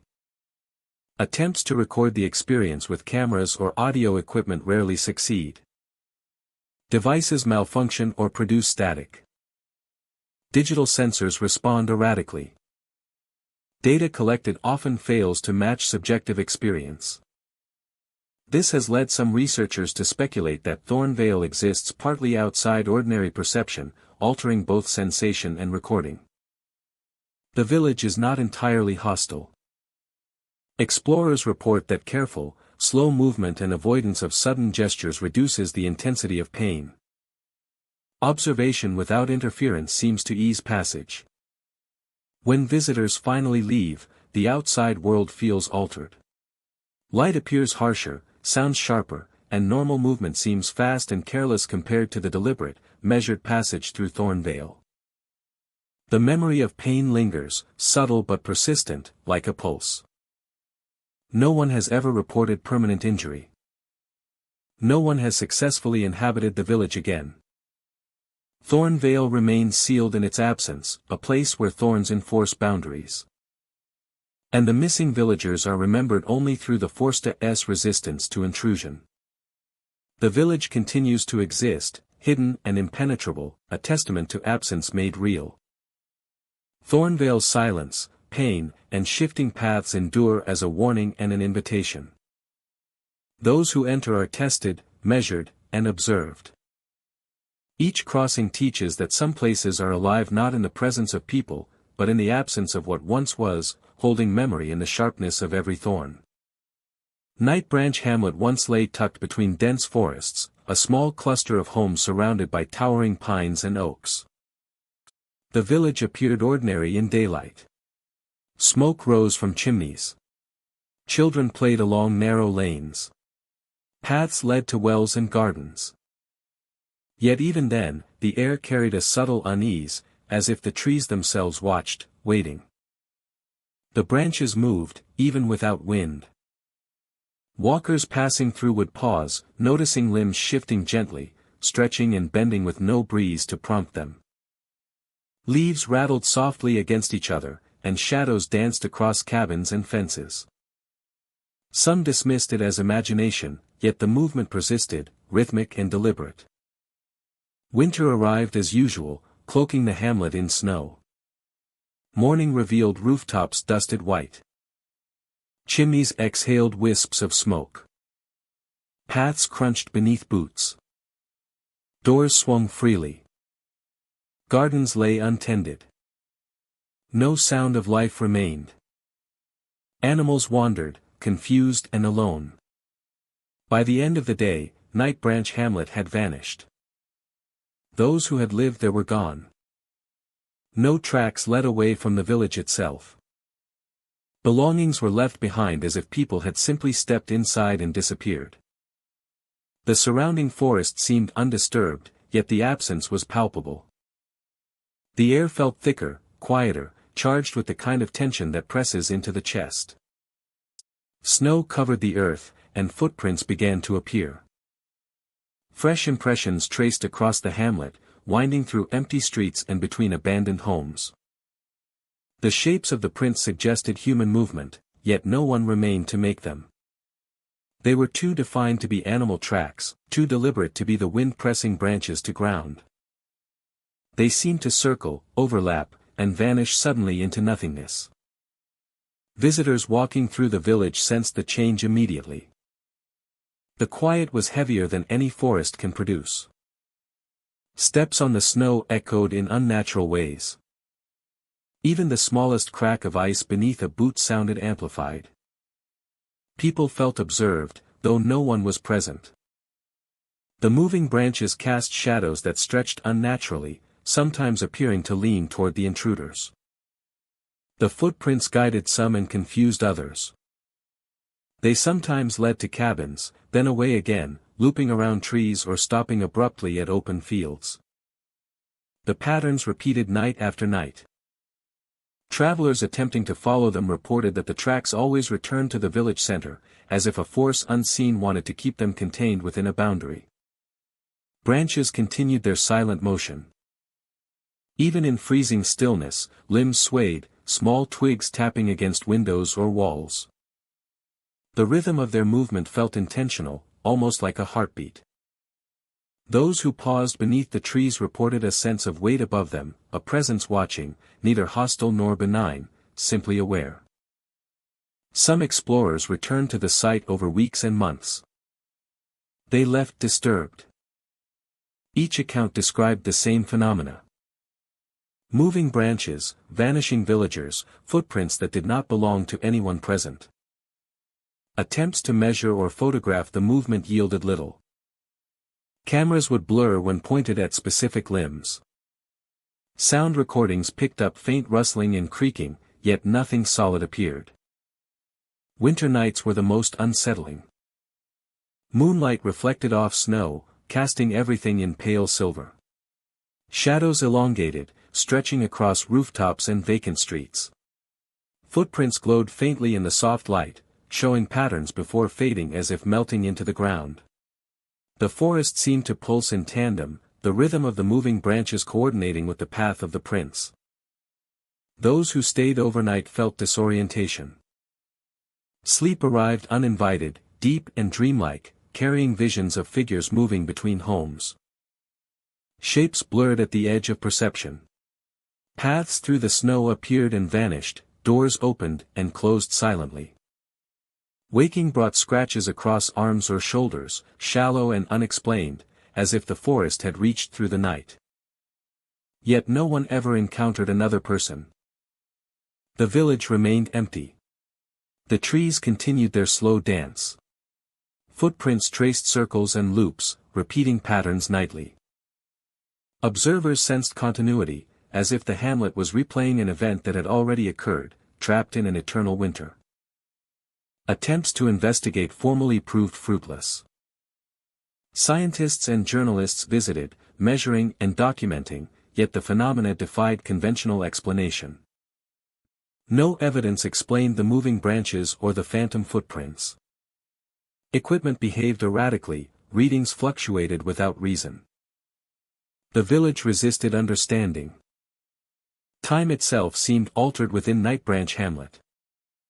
Minutes stretched into hours. Steps echoed longer than possible. Snow seemed to settle differently around the footprints, untouched by wind or animals. The forest around the hamlet held its own clock, separate from the one used beyond the tree line. Theories emerged among those who knew of the village. Some suggested the hamlet had been caught in a liminal space, a threshold between presence and absence. Others believed the forest itself claimed the villagers for reasons unknown. A few whispered that the footprints were not made by humans at all, but by forces mimicking them, leaving a trace that felt intentional. Regardless of explanation, the phenomena persisted.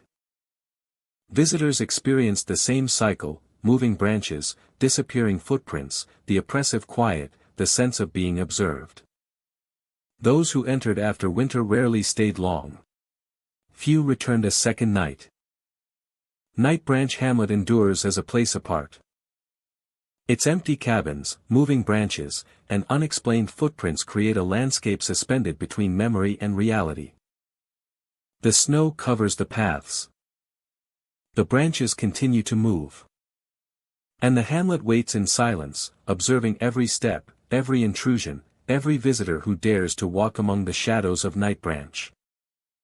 Wolfshade Village sits at the edge of a forest that feels older than memory, where the air hangs heavy and still.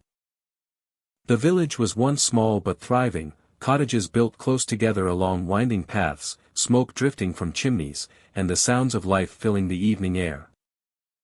Then one night, it vanished. No fire consumed the homes. No fighting tore the streets apart. The people were simply gone, leaving the village intact yet empty, as if it had never been occupied at all. The night the disappearance occurred, howls echoed through the surrounding forest. Not the ordinary cries of wolves or foxes, but a chorus that seemed deliberate, rising and falling with uncanny rhythm. Those who had approached the outskirts later recalled the sound as more human than animal. A mournful resonance that carried far into the darkness. It lingered in memory, impossible to erase. Since that night, the forest around Wolfshade Village has changed. Animals that once wandered the edges now avoid it entirely. Deer skirt the paths, birds avoid the trees closest to the village. And predators that once roamed freely keep their distance. Even insects are scarce near the empty houses. The land seems alive with absence, a presence defined by what is missing rather than what remains. Visitors report a sense of being watched as soon as they step near the village. Shadows at the edges of vision take shape, brief glimmers of eyes that vanish when looked at directly. They appear from the darkness between buildings, from beneath porches, and through broken shutters. The eyes are too still, too aware, to belong to ordinary animals. They follow, measure, and observe without movement, leaving an impression of attention heavier than any physical weight. The houses themselves remain intact, with doors closed and windows unbroken. The paths are overgrown, yet the layout is clear. Gardens have begun to reclaim themselves, and moss grows thick on rooftops. The structures suggest life once lived, yet none has returned. The village exists in a paradox of preservation and abandonment, a place frozen in the moment before disappearance. Those who linger at dusk or night speak of sounds beyond the ordinary. Faint footsteps, a shifting of objects inside houses, whispers that vanish as soon as they are noticed. The forest itself seems to hold its breath, amplifying the smallest movement into a signal of presence. It is easy to feel that every branch, every leaf, is part of the village now, watching as visitors move through it.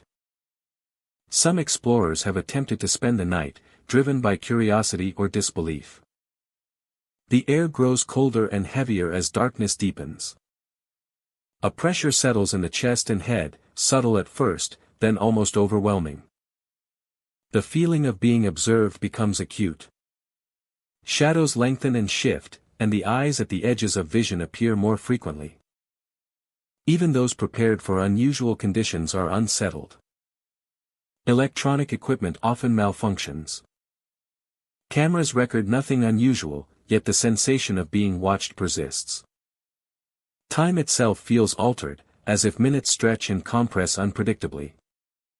Despite the unease, the village exerts a strange pull. People are drawn to walk the paths and explore the empty homes. Some leave offerings, small tokens, or flowers, in acknowledgement of the vanished lives. Others simply pass, sensing that any attempt to alter or claim the village would be futile.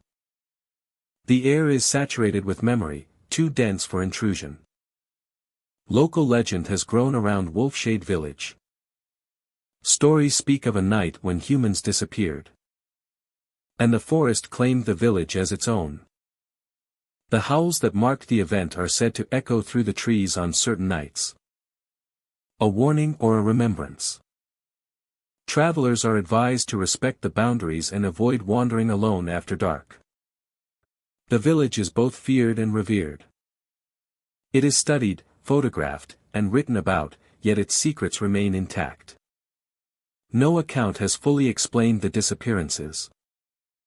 No natural event accounts for the absence of animals and the intense awareness that visitors feel. Wolfshade is a reminder that some places defy explanation, that history can be erased without leaving ruins, and that the presence of a place does not require its people.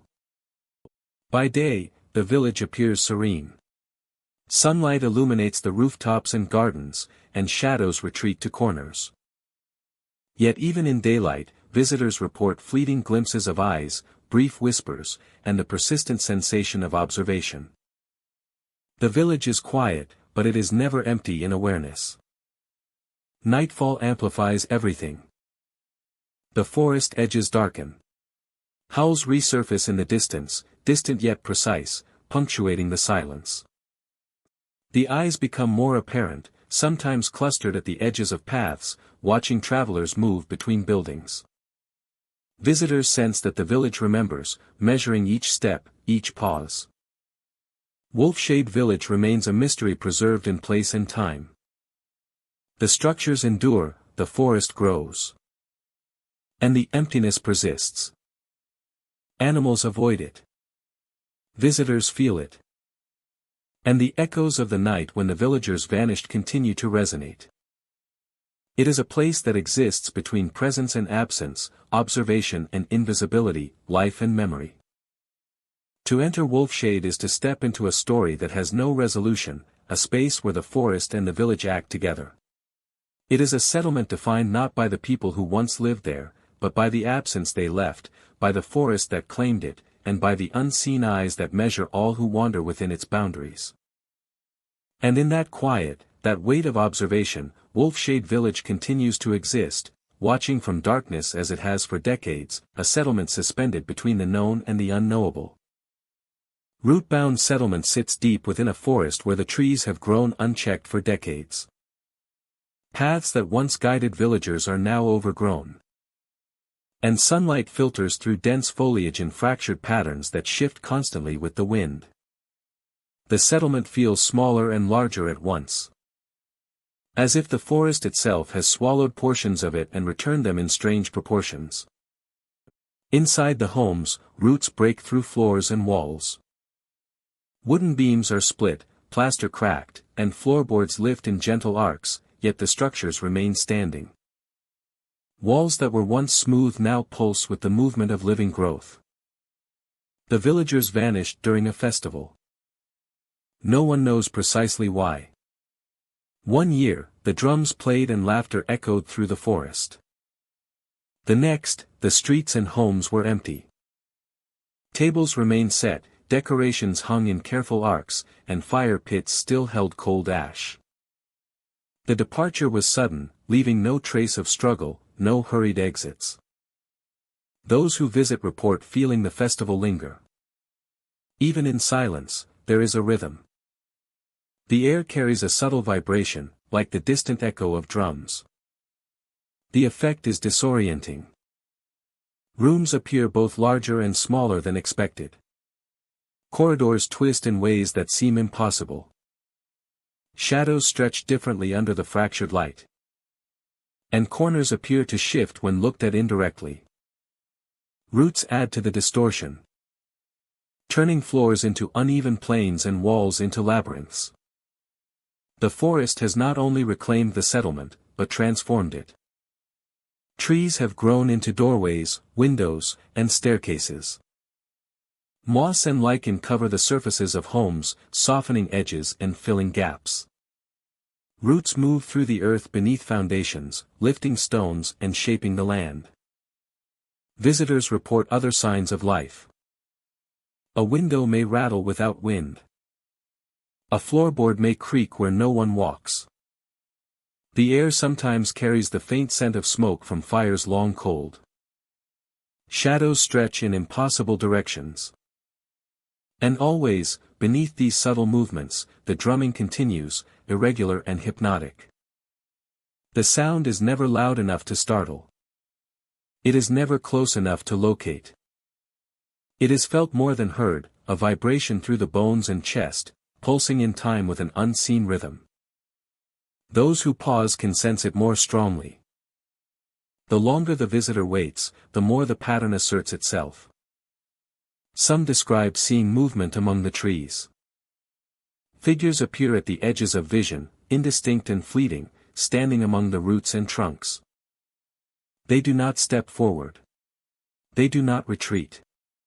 They watch, silent and still, and when observed directly, vanish into shadow. Inside homes, the impact is subtle but pervasive.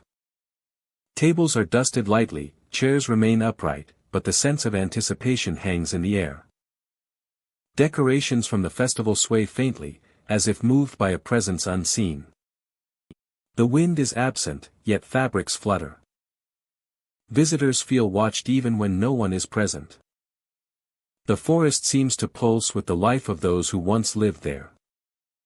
Roots are everywhere, yet they move with purpose.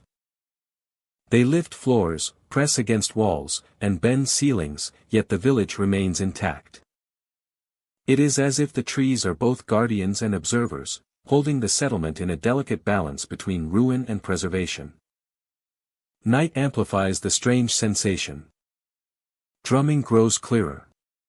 Each beat resonates along the floors, through the roots, into the earth beneath. Steps echo in empty corridors. Faint laughter or murmurs may be carried on the wind, impossible to locate. Windows reflect shadows that do not match the trees outside. Time feels distorted in root-bound settlement. Minutes stretch and contract.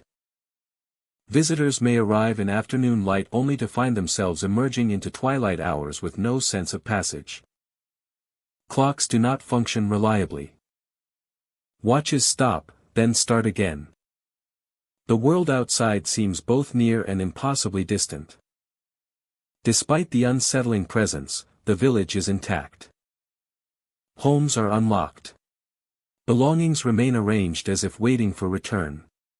Beds are neatly made. Pots sit clean on stoves. Everything points to an orderly departure, though the people themselves are gone. Visitors leave changed. The drumming fades with distance, but memory preserves it. Shadows are remembered, roots are remembered, and the subtle suggestion of movement lingers long after leaving the settlement. The village remains a place that is simultaneously abandoned and inhabited, shaped by both human absence and nature's persistent claim. Root-bound settlement endures as a living memory. The forest moves through it, roots shape it, and the echoes of celebration continue. Drums beat beneath the earth and in the air. Shadows watch from trees. Homes stand ready. The village waits, timeless and unresolved. A testament to both disappearance and persistence. Where the festival never truly ended. And those who vanished may still be near. Hidden among the roots and the rhythm of the forest itself. Moonfall Village rests in a valley where the landscape seems untouched by ordinary time. Hills rise gently on either side, dense with trees whose shadows stretch long even in the afternoon. Travelers who approach the village notice the sky first. The moon appears larger here, hanging low over the valley, luminous and unnaturally close. Its glow bathes the streets in silver, even before nightfall, and casts a strange clarity over the rooftops and fields. The villagers disappeared long ago, during a total eclipse of the sun. One morning, the streets were full of activity, children playing in the square, farmers tending crops, merchants arranging goods. By evening, the sun had returned, but the people had vanished. Their tools remained in hand. Meals were set on tables. Livestock roamed without care. No trace of departure, no footprints, no sign of struggle. The village stood complete, silent, and empty. Since that day, Moonfall Village has remained mysterious. Visitors report a sense of disorientation the moment they enter. Clocks appear to run slower, or sometimes skip hours without explanation. Travelers recount missing time, stepping into the village for minutes and finding hours have passed. The phenomenon is subtle, like a ripple in perception, but unmistakable. The moon dominates the sky here. During evening crossings, it rises abruptly, much larger than expected. Much larger than expected. Its light glimmers off windows and water troughs, reflecting in ways that confuse the eye. Shadows move unnaturally long, stretching beyond the angles of objects they belong to. The effect is disorienting, yet captivating. Those who linger in the empty village speak of faint sounds. Doors creak gently, even when the wind is still. The clatter of objects echoes, as if unseen hands are moving them. Footsteps that cannot be traced follow across cobblestones. The air feels heavier, the night longer. Visitors describe a sensation of presence, as if someone or something is nearby, just out of view. Some report glimpsing figures at the edge of perception. Shadowed shapes standing near fields, appearing and vanishing with the flicker of moonlight. They resemble the villagers in posture or size, yet no detail can be confirmed. When approached, they dissolve into the mist or shadows, leaving nothing behind. Time in moonfall is unpredictable. Travelers often note discrepancies between the position of the sun and the clock. Meals go untouched for hours, yet the light remains steady. Birds fly in irregular patterns. Leaves seem to hang longer in the trees than nature allows. Every cycle of day and night feels stretched, condensed, or skipped entirely. The landscape itself contributes to the sense of altered reality. Paths bend subtly. Roads return to starting points despite moving forward. Hills appear nearer or farther than expected. The effect is gradual, almost imperceptible, yet cumulative. By the time visitors leave, they are aware of hours lost, though they cannot account for how it occurred. Those who study the village speculate about the eclipse. The villagers vanished as the sun was blocked and the moon dominated the sky. Some suggest that the celestial event created a phenomenon that altered the passage of time or shifted the villagers into another dimension. Others believe it triggered a mass hallucination or a collective experience beyond ordinary understanding. None of these explanations are verifiable. Visiting moonfall after sunset amplifies the sense of unease. The moonlight reveals details that are difficult to reconcile. Windows glow faintly as if inhabited. Tools, clothes, and furniture remain as they were left. The streets are tidy but frozen in motion. As though paused in a moment that existed before disappearance. People who linger report subtle interactions with the environment. Objects feel slightly displaced. Paths that seemed clear suddenly lead back to starting points. Sounds of whispers or laughter drift across the village. Though no one is visible. Animals avoid the streets. Their absence adding to the sense of emptiness. Despite the strangeness, the village does not feel hostile. There is no threat of harm. Instead, there is a profound weight to the silence, a reminder that the space is both familiar and alien. Visitors feel observed but not endangered. Presence is implied rather than explicit. Repeated visits reveal consistency in the anomalies. Time shifts occur repeatedly. Figures at the edges of perception continue to appear. Breathing, laughter, faint movementa all recur, reinforcing the sense that the village is inhabited in ways invisible to the eye. The eclipse that triggered the villagers' disappearance left its mark beyond memory. Even in ordinary nights, moonfall resonates with the event. Travelers speak of anticipation when the moon rises, as if the valley itself holds the memory of that day. The village becomes a place where natural and supernatural perception intersect. Entering moonfall is stepping into a space suspended between ordinary reality and a subtle distortion of time. Every movement, every sound, every shadow seems imbued with a presence just beyond understanding.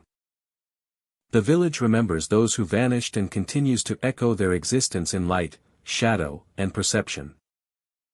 Visitors leave with a sense of lingering wonder and disquiet. Hours may have passed unnoticed. The moon's glow remains vivid in memory. Breathing, laughter, and subtle movement seem to follow them beyond the valley. Imprinting the experience as something both real and impossible to fully explain. Moonfall Village endures, frozen in the moment of disappearance, dominated by an extraordinary moon, and defined by its mysterious manipulation of time.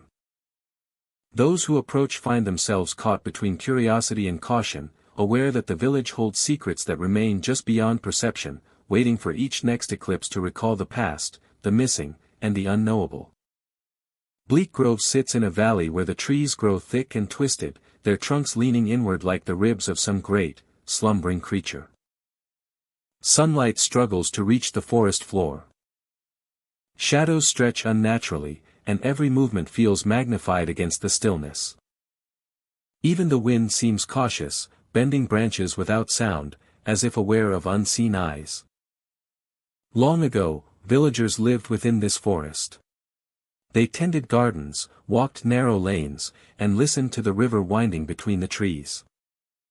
Then, after a series of recurring nightmares, the village vanished. One night, houses emptied, streets became silent. And the forest reclaimed every structure. No footprints remained. No traces of departure were recorded. The villagers simply disappeared. Today, visitors who enter Bleak Grove feel that absence immediately. The leaning trees block the sky, creating corridors where light bends strangely. And familiar shapes dissolve into shadows. Every step feels observed, every pause amplified. Explorers report an uneasy sensation, as though the forest itself is alive and aware. Every movement is registered, every glance mirrored in unseen corners. There is no sound beyond their own footsteps, yet the silence feels weighted, full of expectation. Paths are deceptive. Trails that appear open vanish a few steps ahead, swallowed by overgrowth or shifting shadows. The forest seems to guide movement, subtly influencing direction. Turning one way feels natural, but often leads deeper into the hollowed interior, where the leaning trees form tighter corridors and darkness grows denser. Visitors describe the feeling of being watched as relentless. It is not intermittent, and it does not ebb with movement. Whether standing still or walking, the sense remains constant. Some report glimpsing shapes in the corner of the eye, fleeting and impossible to capture. Others hear subtle whispers of air moving against branches, sounding almost like breath. The forest floor is littered with leaves, twigs, and occasional debris from the old village, yet nothing seems arranged naturally. Paths that should intersect do not. Openings appear and vanish. The sensation of disorientation grows the longer someone remains within the grove. Nightfall intensifies the effect. Shadows lengthen unnaturally, and the leaning trees create walls of blackness that seem to close slowly. The forest muffles sound more than it absorbs it, making even a soft footstep echo eerily. Lanterns or flashlights cast narrow beams that reveal only a fraction of the surroundings, leaving the rest to imagination. Some explorers experience sudden sensations of pressure, like a weight pressing against their chest. It is not painful, yet it creates tension, heightening the perception that something unseen is near.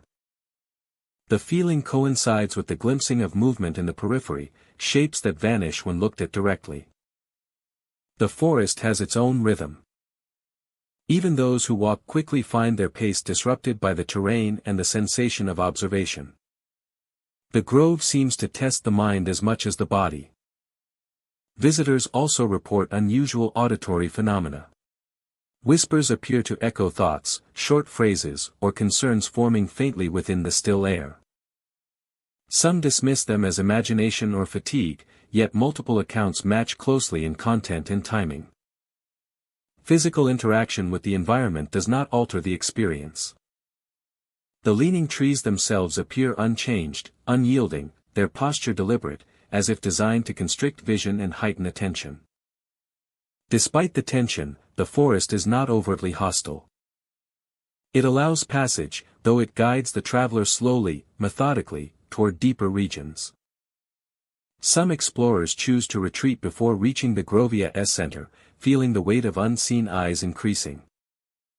Those who continue describe a heightened sense of presence, as though the grove itself is a guardian of the vanished village. Memory of time within Bleak Grove becomes distorted.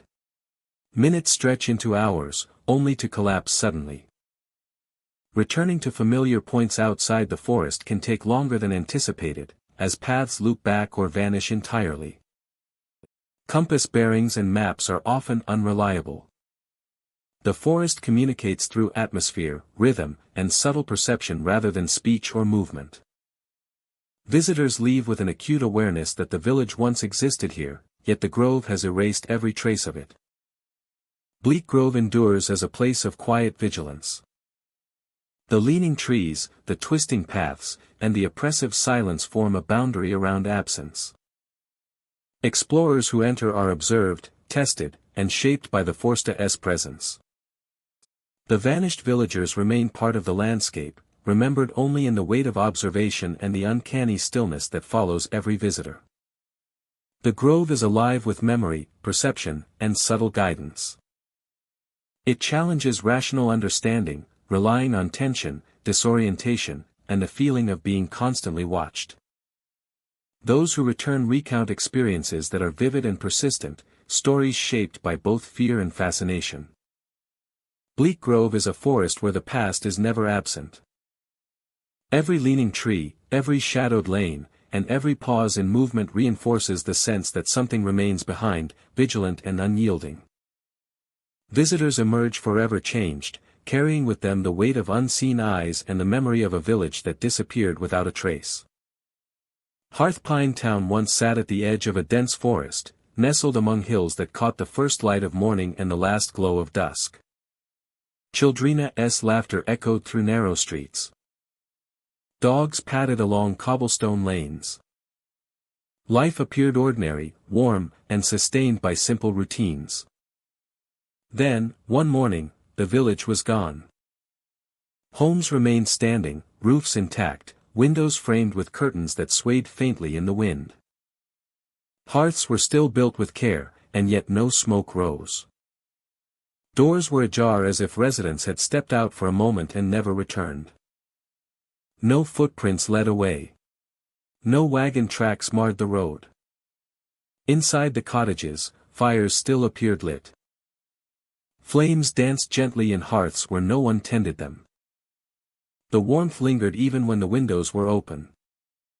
Visitors stepping into the empty homes felt the air change. Cold winds swirled at the edges. But the center of the rooms remained cozy. The scent of burning wood clung faintly to surfaces. It was comforting yet disorienting. Like stepping into a memory. Outside, the streets were silent. No footsteps. No animals. Not a single sound broke the stillness.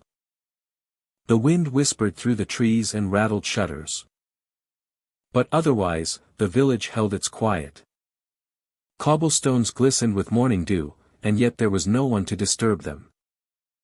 Lanterns along the main path swayed gently in the breeze, casting light on empty lanes. People who visited reported the same sensations. They spoke of warmth that did not diminish, of shadows that moved just slightly with no wind to guide them. Chairs appeared to shift slightly when no one watched. Doors that had been open when they arrived sometimes closed behind them, softly, without sound. The sensation was subtle, enough to unsettle, but never overtly threatening. Hearths seemed almost alive. Flames leapt higher at intervals, as if acknowledging presence. Sparks flickered across hearthstones, tracing arcs that did not follow gravity or air currents. Those who lingered felt the heat brush against skin more insistently than the fire's size would suggest. It was intimate, as though the warmth remembered the occupants who had vanished. Rooms told stories without sound. Tables were set as if for meals about to be shared. Bowls contained remnants of food left cold, cups held water still rippling. Clothing lay folded on benches or draped over chairs. Candles burned low, their flames steady, unaffected by the draft that moved through open windows. The evidence of life remains, frozen in place yet strangely active. Not by a person, not by a presence that loomed, but by the memory of the people who had lived there. Movement in the corner of vision, small shifts in shadow, the feeling that something waited patiently in the space between hearth and wall. No one appeared directly. No figure approached. Yet awareness of observation persisted. Explorers and researchers noted patterns. Fires maintained themselves in multiple houses simultaneously. Warmth did not spread from hearth to hearth through conventional heat transfer. Rooms at opposite ends of the village were equally warm, as if an unseen hand maintained each flame. Attempts to extinguish fires resulted in flickering, but they reignited shortly afterward. The forest surrounding Hearthpine Town absorbed and amplified the quiet. Branches swayed without wind, leaves trembled, but the village remained undisturbed. Animals avoided the area, moving to distant woods. Birds flew past silently, rarely landing. Snow fell, it touched roofs and paths evenly, undisturbed by footprints, marking the passage of time without interruption. Time within the village felt altered. Minutes stretched. Shadows lingered longer than physics allowed. Sounds carried strangely, echoing softly down empty corridors or along the silent streets. Those inside often lost track of hours, emerging from a cottage as if only moments had passed, though outside, the sun had shifted noticeably. Hearthpine Town seemed paused between presence and absence. Everything suggested life had existed moments before. Everything suggested life had vanished suddenly.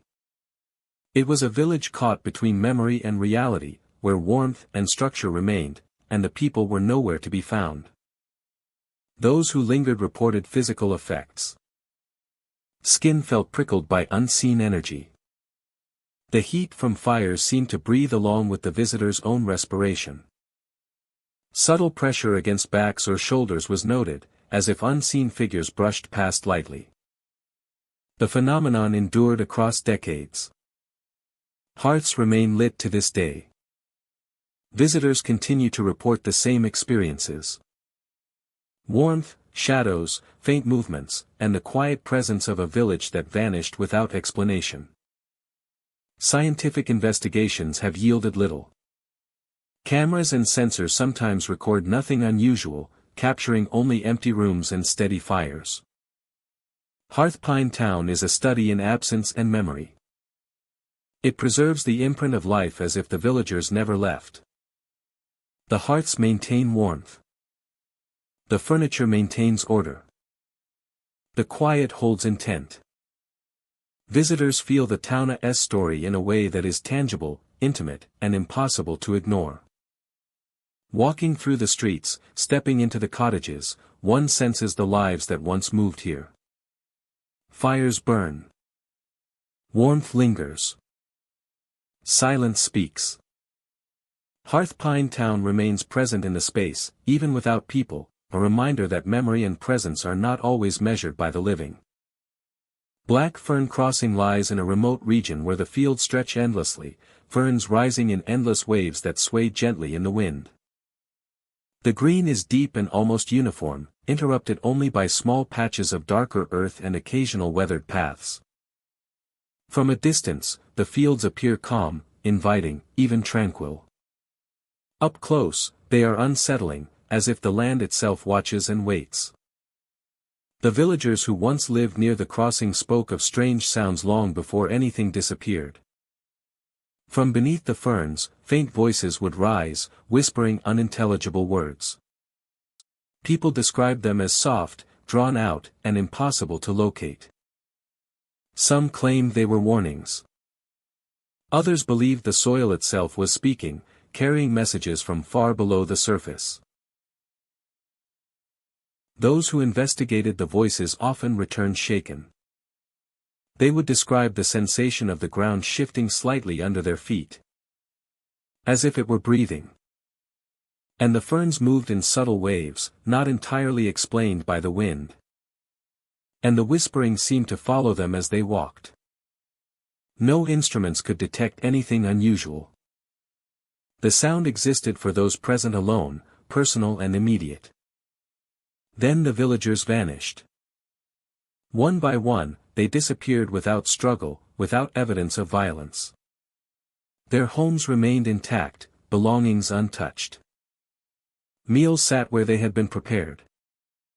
Livestock wandered free, unattended.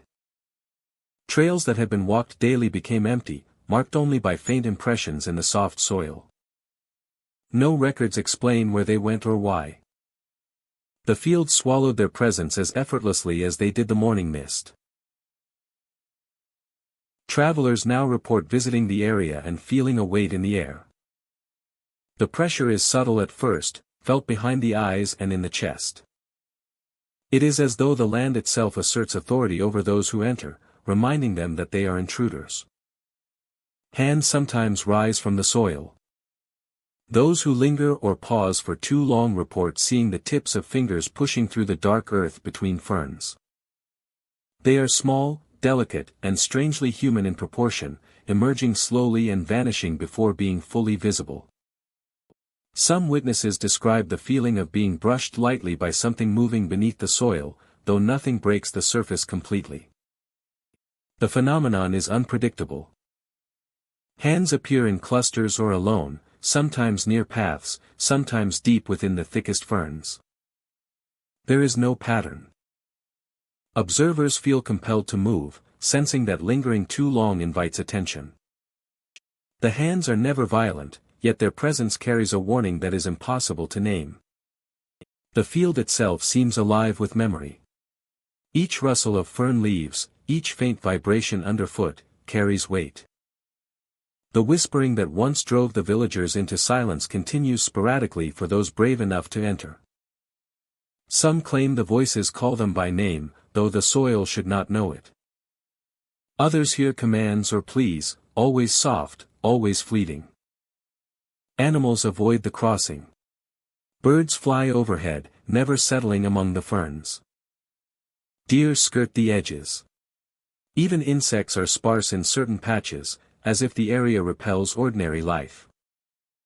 The silence of the natural world enhances the impression that the land belongs to something beyond understanding. Visitors experience a strange sense of time.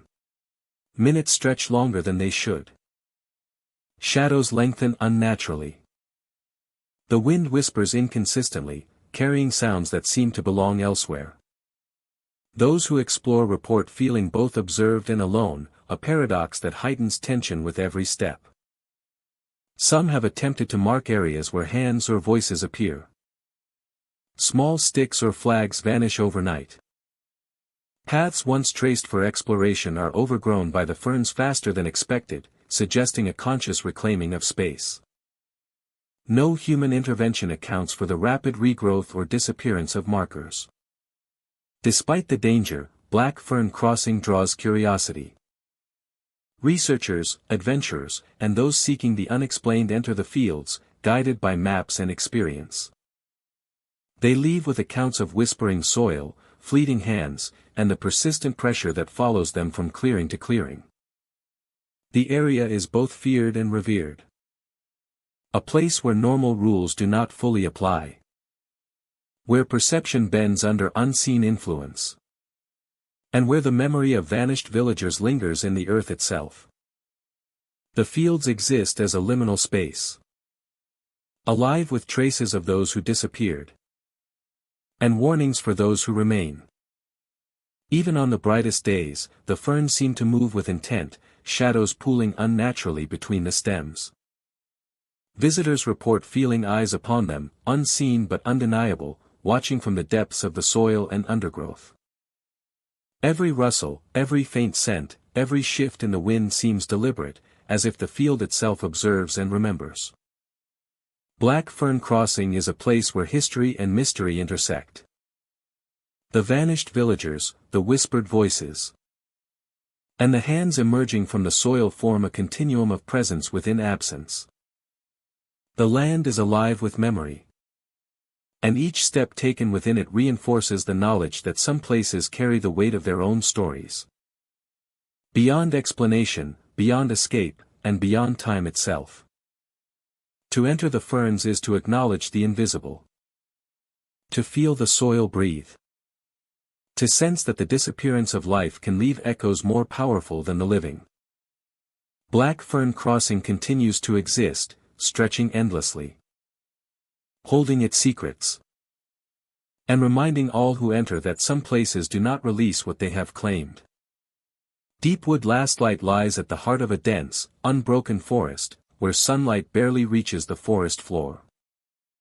Trees tower overhead, their trunks thick with age, moss, and creeping vines. The air is cool and heavy, carrying the scent of damp earth and fallen leaves. The path into the village narrows quickly, winding through undergrowth that seems to close behind anyone who ventures inward. The village itself sits in a hollow, shielded from the sky by the surrounding trees. Small homes line narrow lanes, their walls weathered and their roofs intact. Smoke from chimneys is absent, yet hearths remain prepared, ash-cold but neatly arranged. Gardens are tended in careful rows, yet not a single person moves among them. The village is silent, but it does not feel empty.